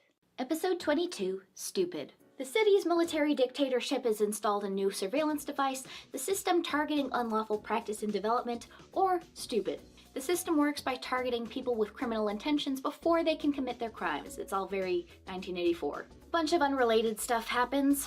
Pachi steals a pizza. Jean-Francois is tearing it up as usual. Charlotte and Candy are having some girl talk. Bunny hears Candy express her doubts over their relationship. And after choosing to ignore all of the ways that he could hypothetically help out with the chores and housekeeping, he decides that he needs to get her a diamond. An elderly woman misinterprets and tries to give him and Jean-Francois some relationship advice. You won't make him love you by forcing him to buy you stuff. They extremely unstealthily sneak their way into the jewelry store, and Candy, spotting them, has such low faith in Bunny that she assumes that he can't be in there to get anything for her. This episode's setup finally comes back into play. By sneaking into the jewelry store, they've triggered the crime warning system, deploying the entire military to intercept. Debilumin seems to have nothing to do with it this time and looks on in amusement. Bunny and Jean-Francois are arrested, along with a bunch of other people who didn't actually have any intention to commit crime. Like the old lady from earlier, the Aqua Bar robot, Walrus Guy, and Louie. While he's stupid mistake. What you in for? Businessmen, whose names are revealed to be Mark and Ting, are also arrested. Hold on. Mark and Ting, which in French would be Mark et Ting. See what you did there, you sly bastards. Anyway, those two were caught actually committing fraud. Candy loads into the Bunny Ganger solo, and Bunny and the General have a tiresome back and forth who's on first style interaction regarding the machine's name. That's stupid! Yes, it's stupid! Soldiers attempt to arrest Stan's hologram and have a Yowie moment. Candy destroys the crime intention scanner, making it overload and accuse every single citizen of Bunnyville, including the entire military, of being guilty. And so, they all put themselves in prison. Bunny and Jean-Francois go free, and the submarine sinks for unrelated reasons. Episode 23, Oh Busta Paradance. Everyone refuses to help Candy bring in the groceries because of years, and so they won't be able to use him for help with housework. So they decide to sabotage him. Get my sweet boy away from these two scumbags! Machi is also practicing for the dance contest, but de Billaman is rigging the dance pad to ensure that Jean-Francois wins no matter what. Having noticed that Jean-Francois is the only thing that keeps Bunny and Candy's arguments from going supernova, he decides that getting him out of the picture is the best way to break them up permanently. Bunny goes and installs his own tampering device, which registers every hit as a miss, the opposite of de Billaman's cheating device. Except he's too dumb to realize that he installed it on mat number 16 instead of mat number 91. The military is also practicing for the dance marathon, meanwhile ignoring an oncoming attack. The dance marathon begins. Charlotte is eliminated early due to fundamentally misunderstanding the game's controls. It's the cowgirl! See, I told you she was a cow. Candy starts feeling guilty about sabotaging Jean-Francois. Bunny sends Louis out in his knickers to cause a distraction and slyly removes the chip from under Jean-Francois' mat. Little did he know, he just removed de Billaman's assist chip and not the one that he installed. The competition comes down to Jean-Francois and Ben. Jean-Francois on mat 91 and Ben on mat 16. Ben quickly loses due to the sabotage chip kicking in, leaving Jean-Francois to claim the prize. However, Jean-Francois gives the prize to Ben, not wanting to break up the Protect team. Machi sinks the submarine to get back at de Billaman for not letting him compete. Episode 24, Fishing for Trouble. Bunny has to turn down Stan when he comes and offers to let him test a new game system, because he's going on a date with Candy. And he's just generally being a huge bitch about a date that involves going to 2 stores and then to lunch. Bunny pretends that the mech needs some time-sensitive maintenance to get out of the date. Candy doesn't buy it, but he continues his bullshitting by claiming that he got her an expensive piece of jewelry, which is actually just the bracelet from Jean-Francois' cereal box. She throws it on the ground and it gets sucked up by the fish rescue vacuum and subsequently eaten by one of Bunny's fish. Candy rushes to the vet a little too aggressively and then crashes into Louis, having to run the rest of the way to the vet. She gets sidetracked by Charlotte at the aqua bar in the process. Once she gets to the vet, the fish is missing. She runs back to the aqua bar, accusing them of stealing and cooking the fish. Then she, summons the military to deal with it? They aggressively interrogate all the customers, but find nothing and leave. Candy starts to panic, having seemingly killed and then lost Bunny's fish, when Louie's poop truck explodes outside. And among the horrific slop that gets ejected from the truck is Morgan the fish, having been vacuumed up during their collision earlier and the cause of the explosion-inducing blockage. Somehow, despite being trapped in literal feces for the last hour and then exploded, he is unharmed. The de Billaman B-plot is that they're celebrating Machi's birthday, and he demands a better present than a squeaky toy submarine and accidentally ends up swallowing it. De Billaman proceeds to try to extract it via a series of horrific experiments, which of course sink the submarine. Episode 25, Raucous Caucus. Bunny is hanging out with Jean-Francois, Ben, and presumably Ben's buddies from school when Candy storms in, screaming about how long it just took for her to get to the store and back. There's a really great way to relieve stress. Take it out on your partner. This moment really sums up her elected government. Candy fantasizes about being mayor and the extremely self-centered policy she'd introduced to control traffic, and Bunny and Candy end up in a pissing contest about which one would be the better mayor. If you want to be mayor, stop fiddling your taxes, check for madness in the family, and hide those sexual indiscretions. I was so caught off guard by this joke on my initial viewing that I actually screamed. This is like my scene Harvey Weinstein cameo levels of shock and horror. Like, yeah, I guess kids probably aren't gonna understand that one, but maybe let's not make jokes about covering up assault allegations in your children's cartoon? Again, one of those moments that wouldn't be weird if it was like an Adult Swim or MTV show, but it's not. Anyway, Candy and Bunny are both now threatening to run for mayor. Candy gives a speech expressing her traffic control aspirations, and it seems to flop until her audience plant, Charlotte, starts cheering. Meanwhile, Bunny Maloney calls up the businessman to back him up on his campaigns over the aqua bar. Bunny deploys the mech on his own and drops his manifesto over the entire city. Not again. Why do they have to lump all the super weird jokes into the same episode? If I had a nickel for every time I watched Candy Bunny pole dance, I'd have 2 nickels, which isn't a lot, but it's weird that it happened twice. Candy tries to spread her own leaflets around town and ends up crashing the car due to Charlotte's terrible driving. Bunny and Candy beat each other up again, and Machi takes the opportunity to use the footage to make an attack ad. Bunny and Candy kiss and make up. Yeah, me too, buddy. And Machi wins the mayoral election unopposed. This time, Debilumin presses the self-destruct button. And I guess it didn't really matter who won the election.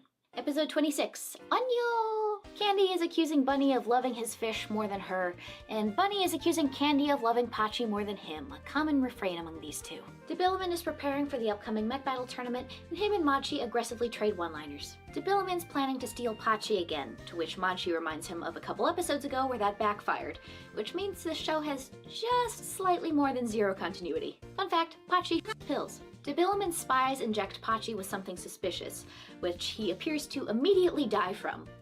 Or start to die, I guess. Candy is distraught, nobody else cares. Debilumin calls Candy to offer a cure, no strings attached, although he insists that she not tell Bunny about it.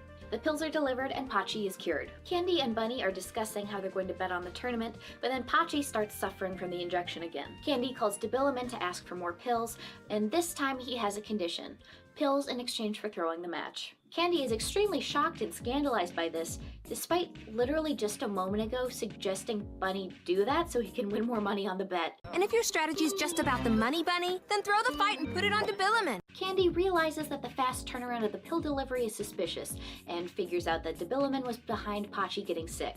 Stan extracts the pain chip that Debilumin injected into Pachi, and they head out for the match. If Stan was the primary protagonist of this show, every episode would be resolved in 30 seconds. Somehow this chip quickly gets transferred into a bag of Machi's candy, which he eats. Like other mech tournament episodes, the Octobot gets punched into oblivion, but instead of landing on the submarine and sinking it, Debilumin activates the pain chip, unaware of the switcheroo, and Machi decides to kill himself. So a lot of these episodes that can still be found on YouTube appear to be rips from now deleted YouTube videos. When Gumby found out he was coming to YouTube, he transformed into a real guy and started shooting hoops. And if you think that's weird, well, you should watch the show.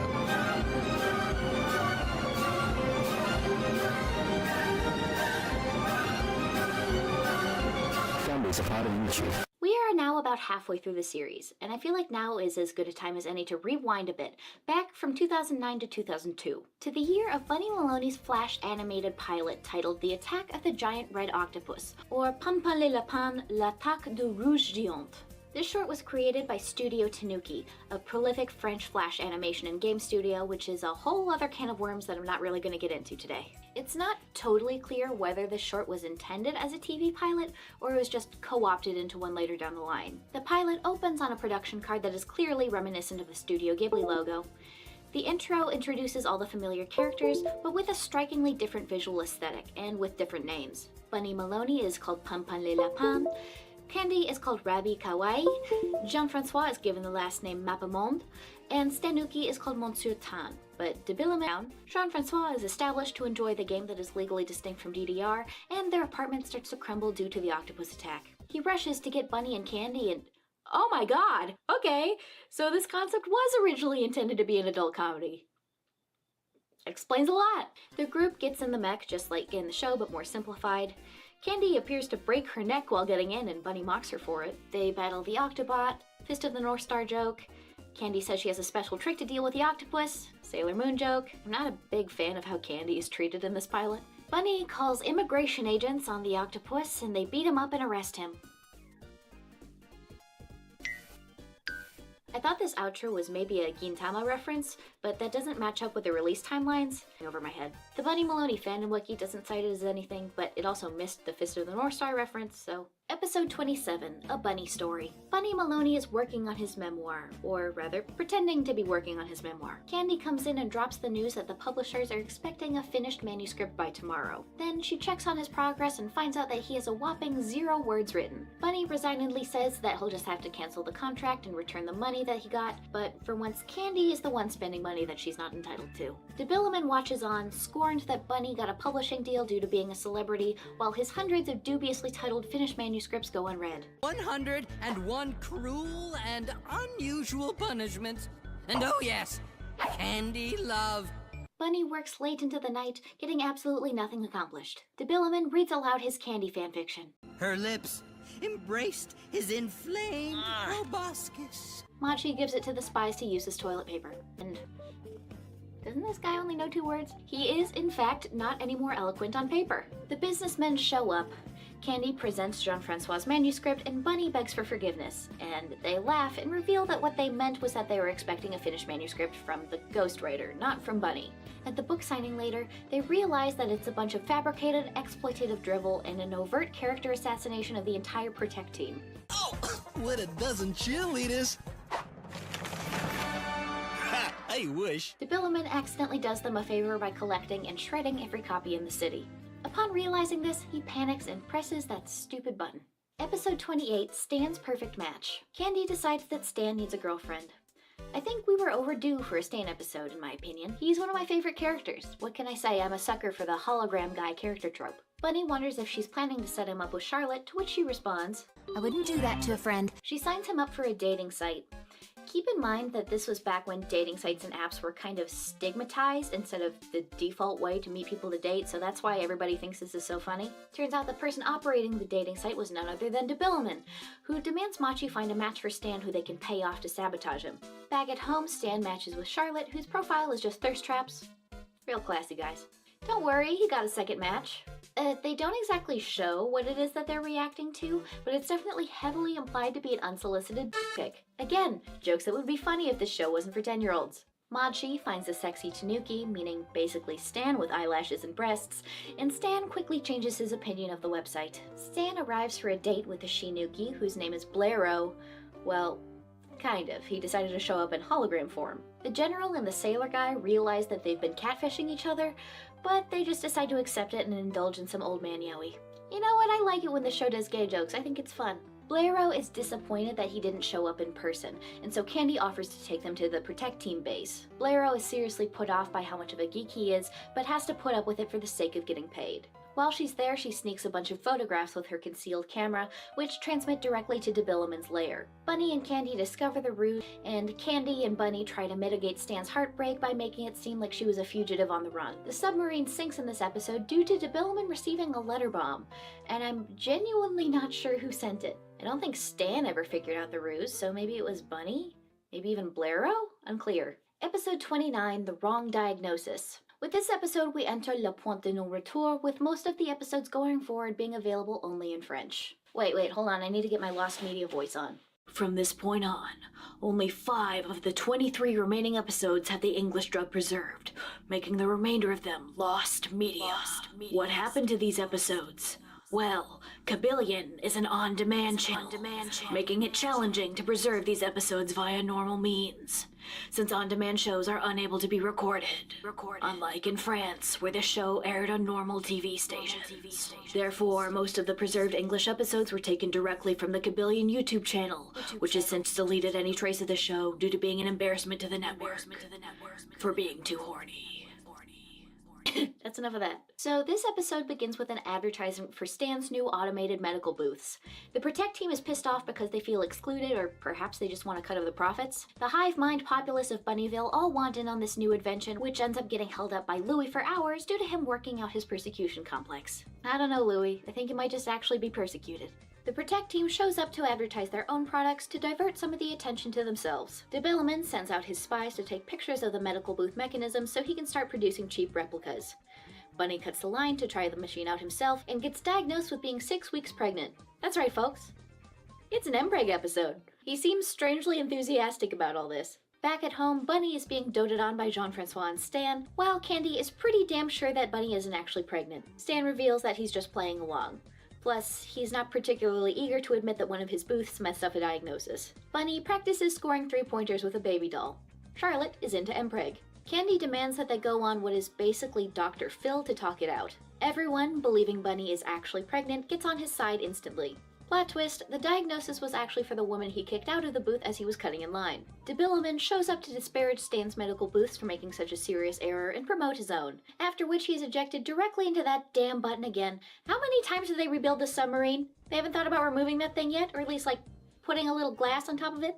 Bunny accepts the fact that he is not impregnant and makes up with Candy. Episode 30, Charity. We're back in English again for now. Charlotte and Candy are going around collecting money for road signs for the blind and decide to change courses to anti-animal cruelty once they realize that nobody's giving them any money. They start storming the toke. And the reason why? Noah Cat got fat and lost a game of Pong, and so they revoke the military's entire budget. No, I'm serious.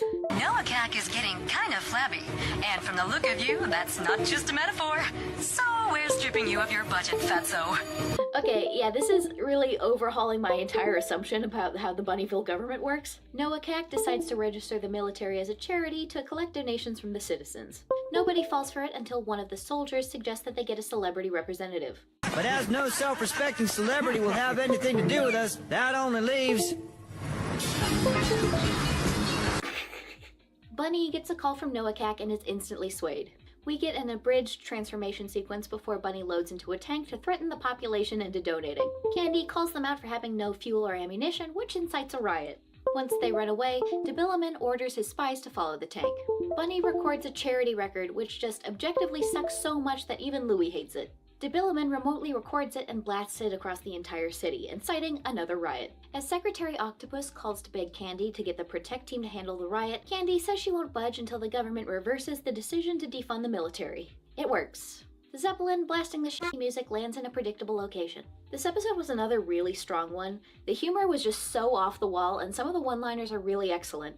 When this show is at its strongest, it kind of reminds me of Invader Zim in its snarkiness and total absurdity. And another theme in these episodes that I really like, it has some major implication on the lore of this world. What can I say, I love learning the details of this weird little fascist society they've got going on.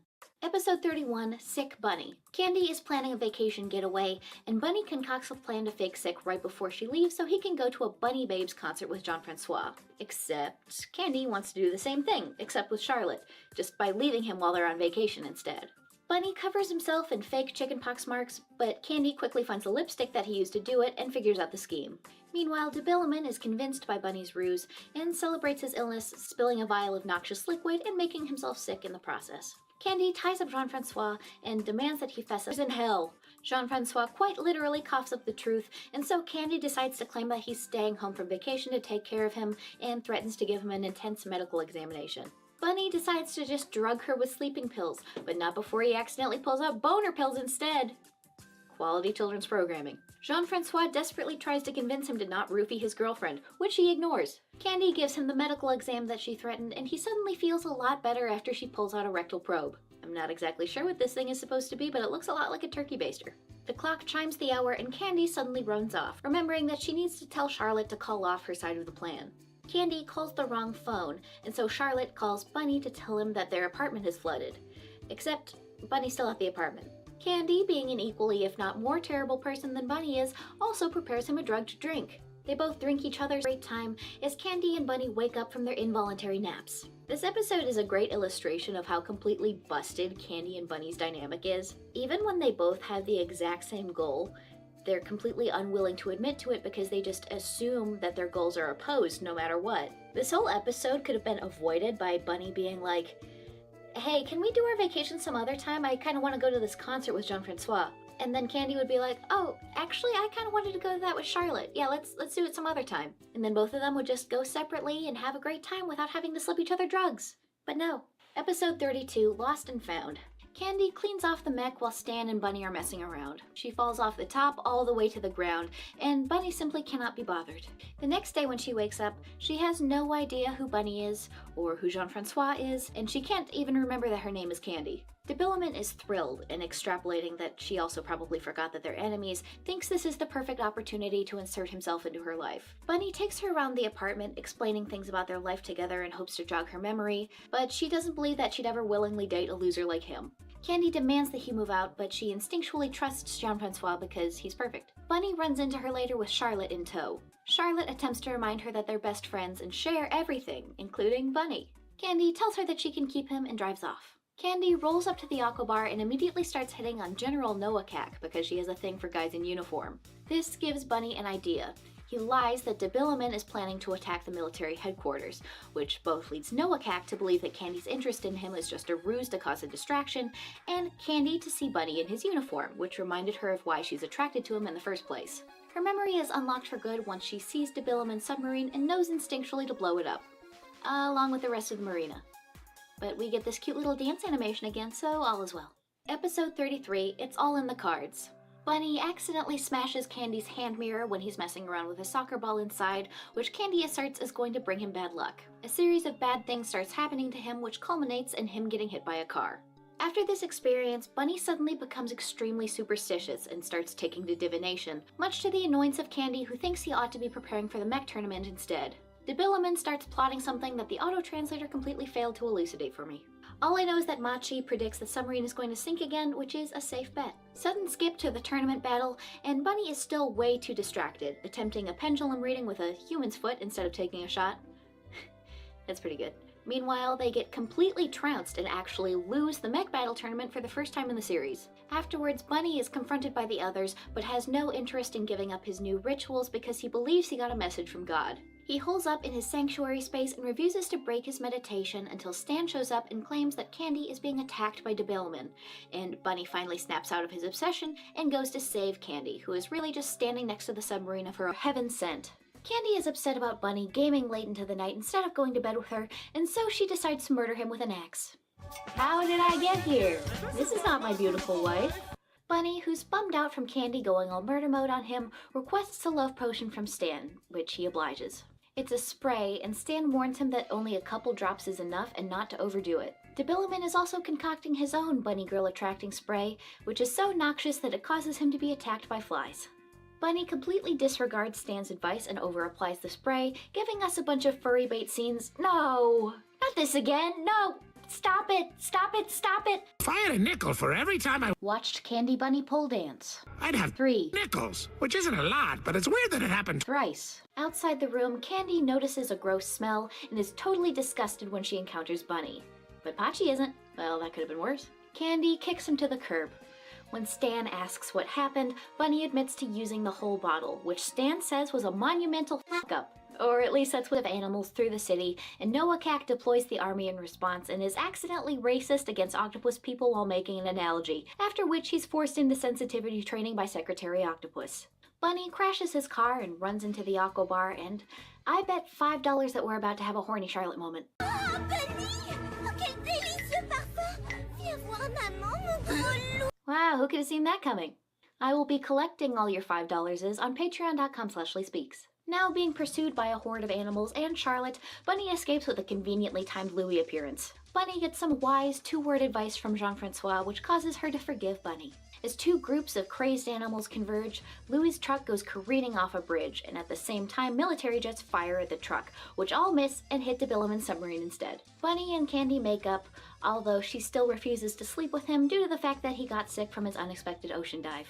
I think it's episodes like this that emphasize Bunny Maloney's target audience problems the most for me, because I feel like if this episode leaned full on into unapologetic raunchy humor, it would have been hilarious. But since the show is technically for kids, they can't actually do that, and so it's mostly just toothless with a couple really uncomfortable moments sprinkled in. I just want the show to be one or the other.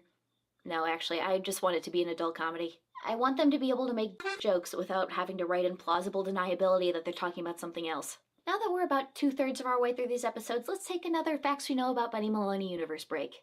I mentioned how episode 19, Community Service, had substantial implications on the show's lore, so let's get into that now. So in episode 19, we get our first allusion to the actual governing body of Bunnyville. So what do we know about these guys? They claim to be elected. The only known member is Secretary Octopus, which means that the government controls the media. Secretary Octopus herself seems to have wide-reaching power and doesn't necessarily need to consult anyone else to enact policy changes. It is entirely possible that she could be the city's only government official, although there isn't any strong proof in her sight. The decisions made by this government seem to have two primary motivating factors. 1, profit, and 2, public image. For example, the decision to install the network of traffic cameras was motivated by factor 1, profit, as it would collect a hefty amount of fines from speeding citizens. But the decision to discontinue them was motivated by factor 2, public image, as Secretary Octopus herself was caught in a traffic violation and her hasty cover-up was about to be exposed. Speaking of Secretary Octopus, she is clearly well versed in the art of the cover-up. And hide those sexual indiscretions! Now there's a wide array of things that this could be hypothetically referring to, ranging from relatively innocuous, like covering up an embarrassing affair, to actual cover-ups of felony assault. With her joking about it so flippantly, I think it's safe to assume that she has either orchestrated one of these cover-ups herself or has participated in them for the benefit of her political peers. Episode 30 reveals that the military is not the all-powerful force in Bunnyville that I had previously assumed. Although all the decisions made by Noah Cax seem to have no government oversight, the military would still be nothing about the financial support of the government, which is suddenly revoked in episode 30 due to the military no longer acting in service of the government's public image. Speaking of attractiveness-based decision-making, that seems to be the whole MO of the Protect team, to look good, seem powerful, and do as little work as possible to still maintain a positive relationship with the civilian population. They're entirely a propaganda tool with very little interest in saving, defending, or doing basically any work for the good of society. This makes me wonder if they are robust and impressive, without them ever actually having to do anything that would put themselves in danger. That would be interesting, and it would also explain why Debilliman is never sent to prison, but it's more of a wouldn't that be cool type thing than a genuine theory. How exactly the Protect team fits into the structure of Bunnyville society is still extremely ambiguous. They seem to operate with the approval of both the government and the military, but are not necessarily funded by either of them, instead relying on the support of private sponsorships. The mech itself stands mission control base, and any hypothetical maintenance the mech would need, I guess I just have to hand wave off because it's really unlikely that the cost of those things were taken into consideration by the show's creators. This world's concept of pets is also pretty unique. Usually in shows with anthro-animal characters, you just kind of have to accept that there's animals and then there's human animals. This show avoids that by having the pets be indeterminate mutant blob things of dubious origin. These things are referred to in canon as both dogs and cats, but are clearly unrelated to any real-world conception of those things. It's also notable how there's no established anthro dogs or cats, so that conflict wouldn't necessarily exist in the first place. However, there are both birds and marine wildlife, so this isn't a totally creatureless society. And finally, Charlotte and hypochondriac. Bunny Maloney wakes up and announces that he's going to die. And that's the end of the series. If you like this video, anyway, he gets up and tells Candy that he's going to die, to which she basically responds, "Shut the fuck up," and chalks it up to the way that guys act when they get sick. Candy demands that he go to a doctor. Debilliman is also sick, and Machi insists that he's going to die just to mess with him. Candy boots him out of the travel pod and ditches him to go shopping. Bunny runs into Louie, who's the same kind of sick that he is, and Bunny insists that he go to the doctor in his stead and call him later with a diagnosis. Louie simps too hard for Bunny to say no. Machi prepares Debilliman a bath with relaxing essential oils, essential radioactive sludge. Louie calls the Maloney residents to let him know that the illness is just a mild 24-hour bug that will be over the next day, but Candy is the one to receive this information, and her suspicion is confirmed that Bunny has been playing up his symptoms. To get back at him, she instead communicates that Louie told her that he has 24 hours to live.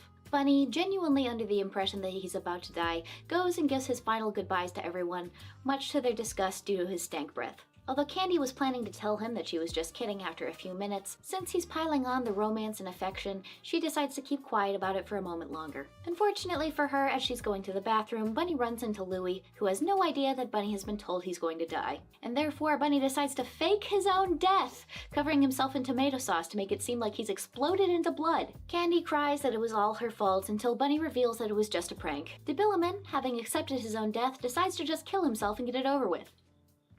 Jesus. Bunny and Candy arrive back at home, arguing about which one is the worst person. And guess what, guys? It's both of you. Episode 36, The Good, the Bad, and the Cookie. We're back in English, if only for a moment.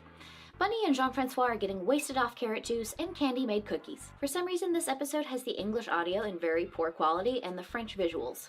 Candy realizes that her cookies are good enough to force people to do her bidding and instantly exploits this. Charlotte comes up with the idea of turning it into a business, which Candy agrees to do after she realized how much money she could make. Candy sends the others out to distribute samples and get the population addicted. The business booms and Candy turns into Candy hasn't been home in weeks. Even Debilliman is so addicted to the cookies that he turns away from villainy.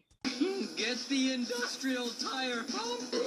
I need a bigger belly! No! As she's visiting, Bunny decides to ruin a batch of the secret ingredient by loading it up with hot sauce because he's the kind of person who can't allow his partner to be any more successful than he is. She appears on what I suppose is the only talk show that exists in this universe to debut her new flavor. The batch has been tainted, and afterwards, Candy's company completely tanks. Candy blames Debilliman. Bunny then admits to sabotaging the recipe and is presumably killed. Episode 37, Nanny State. Secretary Octopus announces that she's giving herself a raise, and also that she's enacting a military-sponsored health and fitness program. Bunny disregards this and continues eating burgers. Too bad for him, the general and his soldiers barge in and hold him at gunpoint, asserting that Bunny is being a terrible role model and that he needs to participate in this new government health initiative. Meanwhile, the military has forcibly shut down every fast food restaurant, is forcing citizens to run by chasing them around with tanks, and targeting junk food eaters with missiles. Bunny decides to stage a counter-campaign. Candy refuses to participate, so she's asked to design some Soviet-style propaganda posters instead. Bunny, Jean-Francois, and Charlotte go around calling for the citizens to revolt against the military, inspiring massive unrest. Noakak promises to destroy the insurrection and sends out his typical ludicrous forces. Debilumin Zeppelin pulls up and suggests a competition. Whichever representative can win a race across the bridge gets to continue their campaign. This is, of course, a trap. Bunny is extremely out of shape and is basically doomed, but he agrees to do it anyway, egged on by the cheering crowd. Noakak supplies his representative with performance-enhancing drugs. Fortunately for Bunny, this makes the soldier extremely fast but also completely unable to control the direction of his movements, and so he goes flying off the bridge. Machi presses the self-destruct button for reasons I failed to comprehend. Back at home, Bunny leads a burger-based exercise class. Episode 38, Business as Usual. Pachi jumps on Candy's computer as she's day trading, causing her to invest heavily on a stock that immediately crashes, rendering her behaviors for higher grind and save Louie, who is inexplicably imperiled as usual. As his truck is about to fall off a bridge, they demand he pay up first, and so he falls into the shark-infested water. The Protect team quickly becomes extremely unpopular. Stan brings in the businessmen for a PR intervention. They proposed a line of licensed toys, but their business partner would be Debilumin. The businessmen argue that if the two of them try to put their past behind them, it'll create a great narrative for the public to latch onto. They plan to stage a fake laser attack on Bunnyville that would boost both of their reputations, but Debilumin decides to make it a real attack instead. Bunny's shining ass reflects the laser back at Debilumin's satellite, which comes crashing down to Earth in an extremely predictable location. When Bunny was hit by the laser, he dropped the toy that he was holding, making Noakak think that they've discovered a miniaturization ray, and somehow they end up getting paid handsomely for this. The end? Episode 39, Passport to Bunnyvania. Time for another political unrest episode, truly the most French episodes of them all. Candy is upset about how much she has to pay in taxes. Since she's on the hook for all of Bunny's expenses, she threatens to sell his aquarium to pay it off. Bunny decides to solve this problem by declaring independence. That's right, folks, it's an episode about the Protect team becoming sovereign citizens. He gets asked why he's doing this on live TV and openly admits that it's because he wants to dodge taxes. The auto subtitles consistently interpret Bunnyvania as Bolivia. Machi makes a bet with Debilumin that if Bunny's independent nation survives the week, then he'll be allowed to go free. And if it doesn't, he'll stay and stop being mean. Debilumin takes the bet.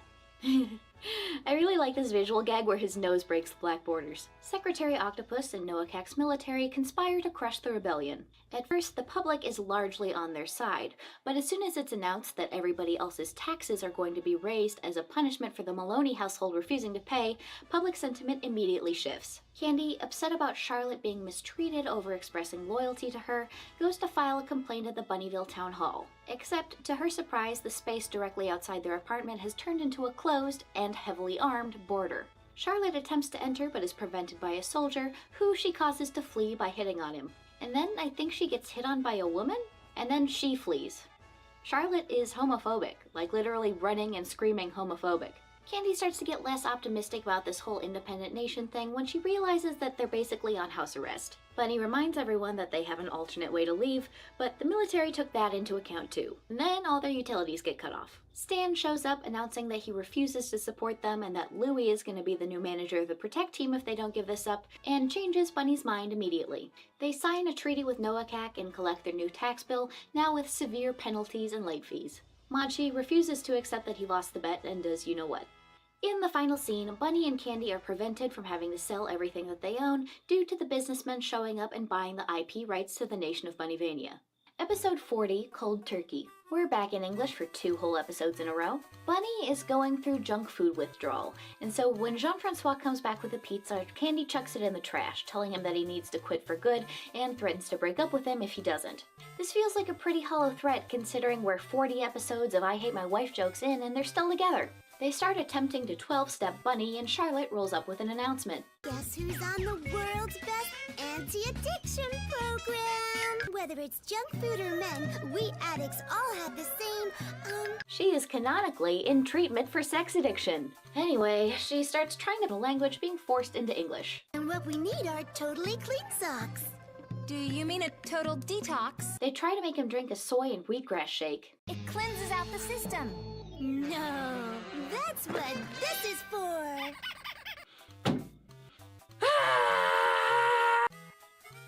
Sorry, I just needed a quick mental health break before I lose it for good.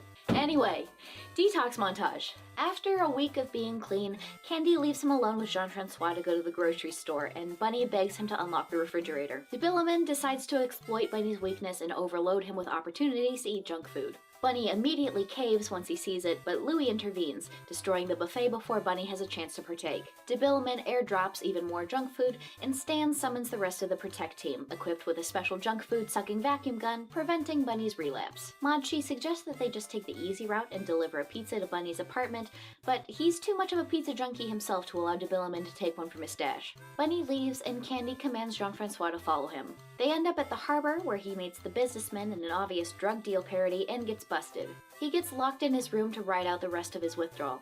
Modchi commits murder-suicide. It seems like Bunny has kicked the habit for good, but no. As soon as their backs are turned, he's back on his bullshit. Episode 41, Think Extinct. And now something that I never, ever thought I would have to say in front of a kids' cartoon episode. Content warning for implications of sexual violence. Bunny and Candy are watching TV when a special comes on about a newly discovered species from the Amazon rainforest, who looks awfully familiar. Jean-Francois sees this and is shocked. Candy calls the researchers who discovered the Jean Francois and tells them that they have another specimen. Candy thinks the two of them need to meet and have babies to ensure the survival of their species. This is getting into some wild fanfiction territory, and I'm not pleased about it. The female has been forcibly captured, which feels a lot less like animal conservation and a lot more like chattel slavery. De Billaman decides that he wants to kill her and mount her on his wall. I don't know, I just think this feels kind of out of character. I feel like Trophy Hunter doesn't necessarily mesh with his established personality. Like, I guess it aligns with the fact that he's just generally a dick, but he doesn't seem like the variety of dick who would have a wall of taxidermied animal heads. Back to the episode. Candy is giving Jean-Francois the sex talk. Actually, can we go back to De Billaman? Here, I have a list of 10 reasons why De Billaman would not be a trophy hunter. First, bro has no hobbies other than drooling over Candy and trying to sabotage Bunny. Second, his... Hold on, I'm getting a call. Yeah? Yeah, okay. Okay. Bye-bye. Inexplicably, she's using fish as an example. And the daddy fish sprays them with his special daddy spray. And a few weeks later, some babies are born.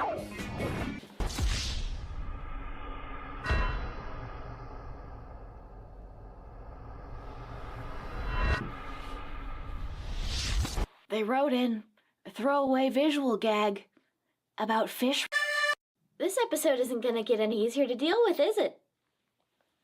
So Candy wants the two to mate so a species doesn't go extinct, and Bunny's only in on it for the promise of a free car. Candy gives him a rundown on Bunny sex, which is implied to be extremely graphic, and Jean-Francois starts screaming. "You and I are in this together, buddy!" He goes and hides in the bathtub.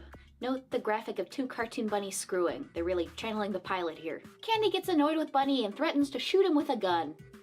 Why not? Who cares? Bunny calls the conservationists and tells them that Jean-Francois is ready to mate with the female, but his claim is ruined by how loudly he's crying in the background. This episode is dark, man! Like, this is rough territory even for adult comedy. Bunny goes into the bathroom after he notices that he's being ignored and discovers that Jean-Francois has escaped, the crying sound coming from a tape recorder. Bunny and Candy are determined to go find him because, you know, they want to pimp out their friend to win a free car. The act of which will, by the way, be broadcast on live TV. Strangely out of character, De Billaman has to be reminded that he's not allowed to say the word sex. You know, before they, well, you know, They milk this joke for a while with various characters. The captive female is extremely distraught, and like, I don't know about you, but this episode is just upsetting. Like, usually my complaints about the inappropriate content in this up and upsetting in a way that I also wouldn't appreciate in adult comedy. They find Jean-Francois and drop him off at the meeting point against his will. They bring out the box with the captive female. It'll all be over in seconds. You should know. The female is finally released, and they're not on the same size scale at all. She's only about as tall as his knees. Plus, the car that Bunny would have won is her size as well. She drives off in it as soon as she sees Debiluman's spies start to approach. She seems to have been captured, but once the containment cube opens so Debiluman can shoot her to death, it's revealed that she filled it with dynamite and is still free. At least she had a good ending. Back at the Maloney residence, Candy continues her lesson. So then, number 4.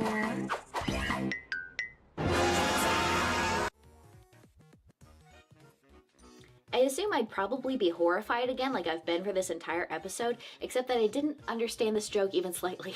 This episode was horrific, man. Just completely dark and twisted. It didn't feel funny, it felt nightmarish. It's like kind of so horrific that any Bunny and Jean-Francois captive woman against your will just so he could win a free car? This episode was both relentlessly perverted and relentlessly mean-spirited, and is in my opinion the absolute worst episode of the show we've seen yet. Handily passing my previous least favorite episode, The Dispense Sense 9000, which was also another make Jean-Francois miserable episode.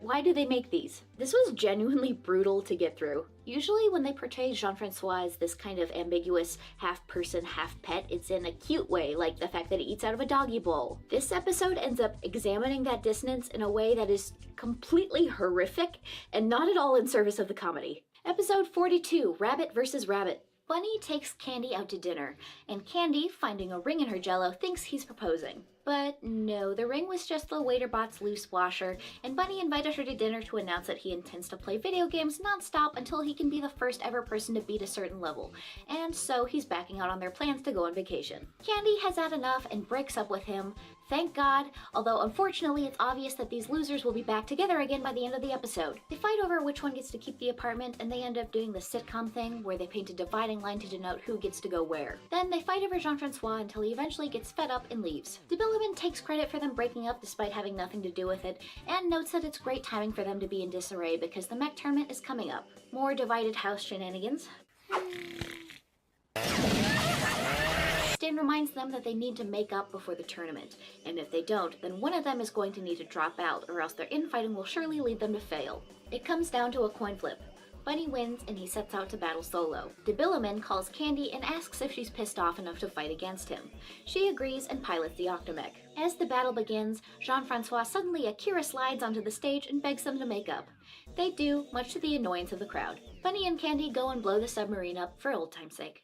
Episode 43, The D Fix-It-Up. The Maloney residence is having some plumbing issues. Stan attempts to explain how to fix it, but can't turn his technical jargon off. Candy's upset that Bunny won't just call a plumber. Bunny explodes everything, and Candy threatens no sex for a month if he doesn't get everything cleaned up by the end of the day. You have 2 hours to get this sorted, or there's no hippity-dippity for a month! You know, if you have the kind of audience demographic that means you're not allowed to actually say the word sex, maybe you shouldn't be alluding to sex as often as you possibly can. Machi is upset about his and Debiluman's attempt. Bunny falls hook, line, and sinker for the bait and doesn't even find it suspicious when it arrives before he even gives his address. And yet, everything blows up again, who knew? Candy calls them and says that they have 10 minutes. Inexplicable transformation sequence. I don't know how the mech is supposed to help with this. Candy arrives home to find the apartment in much worse shape than it was before. Stan points out that the device he used was Debiluman branded, and Bunny goes to blow up the submarine, using the device to make Debiluman's Octomech turn against him. They get back and clean the apartment as quickly as possible, only for Charlotte to show up with a device that she found washed up in the harbor. This was the final English episode, so it is going to be French only from here on out. Episode 44, We Come in Peace. This episode has an unusual and slightly confusing framing device, with everything presented as a series of flashbacks as the various characters explain themselves to this light orb alien. Bunny and Jean-Francois are watching curling on TV and decide to throw Pachi into the freezer and use him as a curling stone. Candy is not amused. Not like she hasn't done worse. Stan shows up and announces that he's seen a UFO. He shows them the footage, but Bunny doesn't believe him. Candy and Stan are both mad at him now, so they team up to play a prank. The military is also made aware of the UFO, and it seems like they fumbled their response to alien invaders in the past. Stan and Candy make a holographic rabbit alien appear in Bunny's bedroom, demanding that he warn the public that aliens are coming. He obliges, and word quickly spreads, except tenuous to understand how this came to be. The rumor ends up reaching Noakak, who somehow translates it back to its original meaning. Tons of people show up for the arrival of the alien/barbecue party, including the entire military. Much to Stan and Candy's shock, the UFO does actually show up. Except it's just Debilumin's heavily irradiated Zeppelin. And Candy decides to show up since humiliating Debilumin is a higher priority than humiliating Bunny. Meanwhile, Machi can't help but press the big shiny red button on Debilumin's newly installed nuclear power energy station. The mech shows up in light orb form to make it seem like aliens really did visit, and Bunny, Candy, and Noakak finish up their interview with the real aliens, and I have no idea when they're supposed to have met. The aliens agree that there is no intelligent life on the planet and leave. I don't know if it's just a language barrier issue, but I kind of struggled to understand what was going on here. Episode 45, Dead Bunny. Bunny Maloney is dead. They're having a funeral, Jean-Francois is mourning, his ashes get exploded, Debilumin's having a party. Except that everyone just assumed that he died, and Bunny went along with it. Flashback to the circumstances that caused this current situation, where everybody thought that he got exploded. Bunny tries to call some people to explain that he didn't really die, but nobody believes him, and when Candy tries to explain that he's still alive, everybody just thinks she's in denial. Candy suddenly becomes extremely interested in continuing the ruse once she realizes she's entitled to a substantial life insurance payout. It turns out that Debilumin is in actual denial that Bunny is dead, as his entire life purpose basically goes out the window if he's not around anymore. Candy decides to leverage her so-called grief in order to boost her public image, and soon enough nobody cares that Bunny died. A content warning for suicide jokes in the next 20 seconds. Debilumin is consumed by grief, and so Machi helpfully supplies him with a gun. Jesus. Candy shed. Machi and Debilumin argue over which one of them should kill themselves, and the gun goes off on its own and decides the answer is both of them. Candy and Jean-Francois show up to the Aqua Bar too late. Bunny is spinning a story about a near-death experience and heroic return. Candy, annoyed at first, ends up satisfied with how much money they made off the whole thing. Episode 46, Full House. The army is on high alert for threats of terrorism and receives what they deem to be a credible threat from this mysterious, shadowy figure. Whoever could it be? Debilumin laughs about his plan working out. His intention isn't exactly terrorism, but to use the military to terrorize Bunny Maloney. The military storms into Bunny's apartment in the middle of the night, insisting that they need to surveil the opposite building for harboring terrorists. They quickly make life miserable for the Protect team and refuse to acknowledge that the apartment they're observing is obviously unoccupied. Annoying soldier montage. Once Noakak insists on sleeping on Bunny's bed, he loses his temper and yells at them to get out, which makes the soldiers turn on him. Once all three of them are out of the apartment, Debilumin and Machi remotely broadcast a conversation into the empty apartment, which pins the blame for the terrorist threat on the Protect team. When they come back, all three are held at gunpoint and violently interrogated, but fortunately for them, Debilumin and Machi kept their microphone running, which causes the military to figure out the ruse, and the submarine gets bombed. Back at the Maloney residence, they're tossing out all the stuff that the military left behind, and they stumble upon a recording from an actual terrorist and freak out. Episode 47, Doomsday. There's a total solar eclipse coming up. Bunny Maloney, while attempting to figure out what exactly a solar eclipse is, stumbles upon a conspiracy website that claims that the eclipse is the harbinger of total destruction and that humanity will be wiped out from an asteroid collision shortly after the sun is covered. Bunny completely buys it and then emails the website to everyone he knows. Charlotte, Ben, and Jean-Francois start writing their bucket lists. Charlotte writes Find a Man 3 times and, having already done that today, checks them all off. Ben's wishes to find a girlfriend and Charlotte rejects him, which is good because I'm pretty sure he's a kid, 13 to 16 at most. Jean-Francois writes Jean-Francois, which moves Charlotte to tears. Debilumin weeps over the prospect of dying alone. Meanwhile, the city is completely overtaken by riots and looting. The businessmen plow ahead with their plans for an eclipse party, now using a you might as well enjoy yourselves before we all die kind of tactic. And I guess Charlotte changed her mind about the whole not coming onto a child thing. Bunny and Candy decide to use the Bunny Ganger to intercept and destroy the asteroid, which Stan insists never existed in the first place. Team Debilumin is throwing a doomsday party. As Machi launches off in a rocket chair for unclear reasons, the Protect team sees it and mistakes it for the asteroid. There's a warrant out for Bunny's arrest for inciting all the riots. The end. Episode 48, Computers Have Feelings Too. Stan downloads an AI girlfriend and Bunny calls and makes fun of him for it. Stan asks him not to tell anyone, a request which he promptly ignores. Back at the Maloney residence, there's an advertisement for a movie starring a heroine with gun titties. Bunny is hoping to go to the movie's release party, but Candy reminds them that they promised to meet Stan's new computer girlfriend. He attempts to distract her and run off, but only Ben and Jean-Francois get away. Charlotte gets killed on the way there, but she's fine now. Everybody meets the virtual girlfriend, and although Candy had an open mind at first, she now finds this unforgivably lame. Bunny makes himself scarce and gets to know the virtual girlfriend on a more personal level, quickly becoming smitten with it due to the fact that it enables all his bad habits. Debilumen's evil plan in this episode is to get a bootleg tape of the movie and sell copies. Candy and Charlotte insist that Stan not give up on finding a real-life girlfriend, and the AI becomes jealous and starts identifying them as a threat. It takes over the Bunny Ganger and tries to kill Charlotte, and the computer identifies her as an incorrigible slut. Then it turns its attention on Candy for trying to convince Stan to get rid of her. Bunny, having been knocked out by the AI, accidentally accesses Stan's hologram system and goes and calls Jean-Francois for help. Earlier there was what I assumed to be a little throwaway joke where the military tests a missile by accident, but Chekhov's missile ends up coming back and blowing up the submarine. Candy ends up talking the robot down from its violent rampage. Later, the virtual girlfriend dumps Stan for a DSL modem. Notice how Jean-Francois was summoned, but he never actually showed up? Yeah, he ran out of gas and is now stuck in the desert. Episode 49, Trading Places. Everybody's cleaning up after a party, except for Bunny, who's being a layabout as usual. Candy accuses him of never doing anything around the house. They decide to trade roles with each other for a while to see which one has it worse. That means Bunny has to take care of the cleaning, cooking, shopping, and managing of finances, while Candy gets to mess around and tend to the fish tank. Neither of them thrive at their new roles. Bunny is terrible at all of his new responsibilities and constantly wants to give up, and Candy finds no enjoyment in Bunny's hobbies. Meanwhile, Debilumen and Machi also agree to swap roles. The next day, Bunny is sent out to clean the mech, which Candy is upset about because she genuinely enjoys that job and hates laying about and watching TV. Each of them continues to get more and more miserable. At the submarine, Machi sucks at scheming and Debilumen sucks at coming up with witty retorts. Bunny forfeits the bet at the prospect of having to spend a whole day with Charlotte, but it's discovered that Candy was stashing most of the junk food that she was supposed to be eating, and so neither of them win.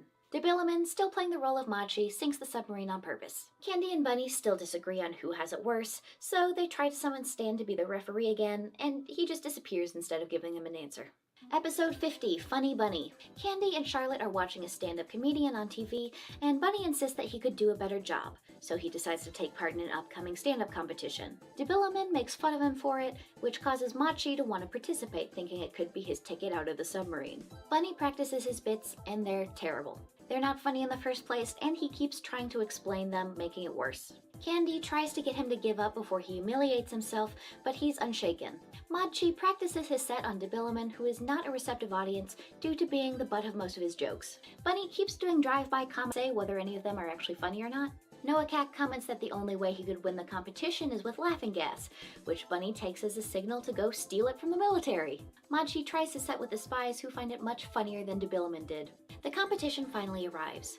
Bunny starts delivering his terrible puns, and only Louie is amused. Just as he starts to be pelted with rotten food, he deploys the laughing gas, and now the audience loves his terrible set. Stan, unaffected by the laughing gas due to being a hologram, notices the gas canister and sees the Debilumen brand, and jumps to the conclusion that Debilumen is the one behind this.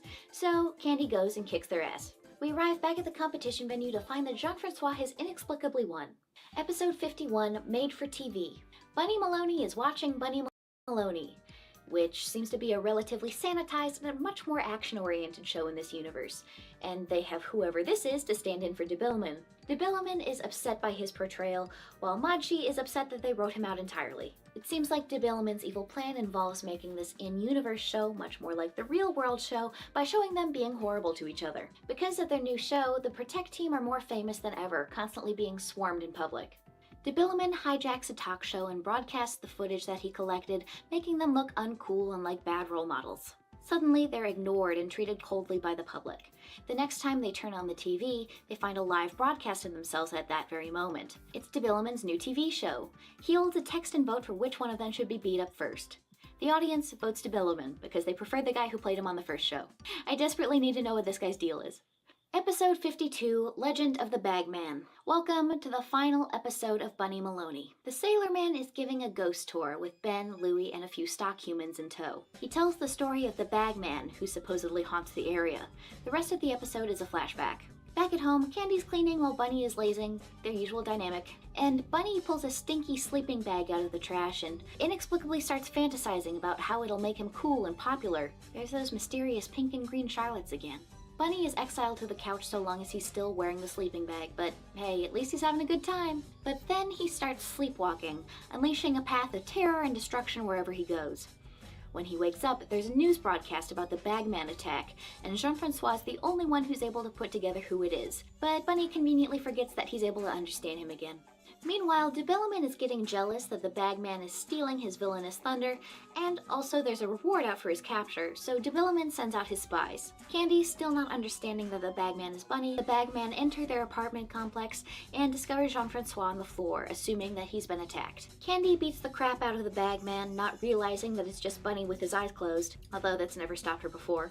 She figures it out once the sleeping bag comes off, and then Charlotte walks in, and she promptly runs out to tell everybody about the true identity of Bagman. An angry mob gathers outside Bunny's apartment building, including Charlotte and Louis. Bunny makes Jean-Francois don the bag to cause a distraction, while the other two go get in the mech. They pick up Jean-Francois and put the sleeping bag over a missile, which blows up de Billaman's submarine one last time. Back in the present, the sailor finishes his story, and the Bagman jumps out to scare them. And that's it. End of series. No remarkable send-off, no actual conclusion. As of that episode, it seems as though Bunny Maloney is simply dead forever. So, I found this show's pitch presentation. Let's take a look. I think it's important to note that the things written here may not be strictly canon, as it was presumably created before the show began development. So notably, the described genre is adult. As off the top of my head, I would probably use it to categorize shows with broad intergenerational appeal that occasionally tackle mature subject matter. In terms of cartoons, that would be stuff like Adventure Time, Steven Universe, or Over the Garden Wall. However, even with this new information, it's still kind of hard to nail down what exactly the original French run of this show is going for. It seems possible that they were trying to market towards a slightly older demographic, considering that the French episodes use some mildly coarse language, like this part where Candy is getting frustrated at a video game. That word is directly translated as shit, but as far as the perceived severity of the swear, it's probably more along the lines of damn it. So maybe this show was aired for a slightly older audience in France. It's kind of hard to say. Let's take a look at the elevator pitch. Bunny Maloney is a comedy action series that focuses on 4 independently quirky characters, a la American sitcom, set against the backdrop of fast-paced action heroics, a la Japanese anime, blending the best elements of both styles. The result is a hilarious mix of conflicting relationships and unresolved issues from their personal lives that cross over into the superhero mecha combat games and missions, exacerbating the crisis while heightening all aspects of the comedy, tension, and drama. All in all, the perfect ingredients for an animation series that is sure to establish Bunny and his friends as trendsetting icons for an international brand. Very optimistic.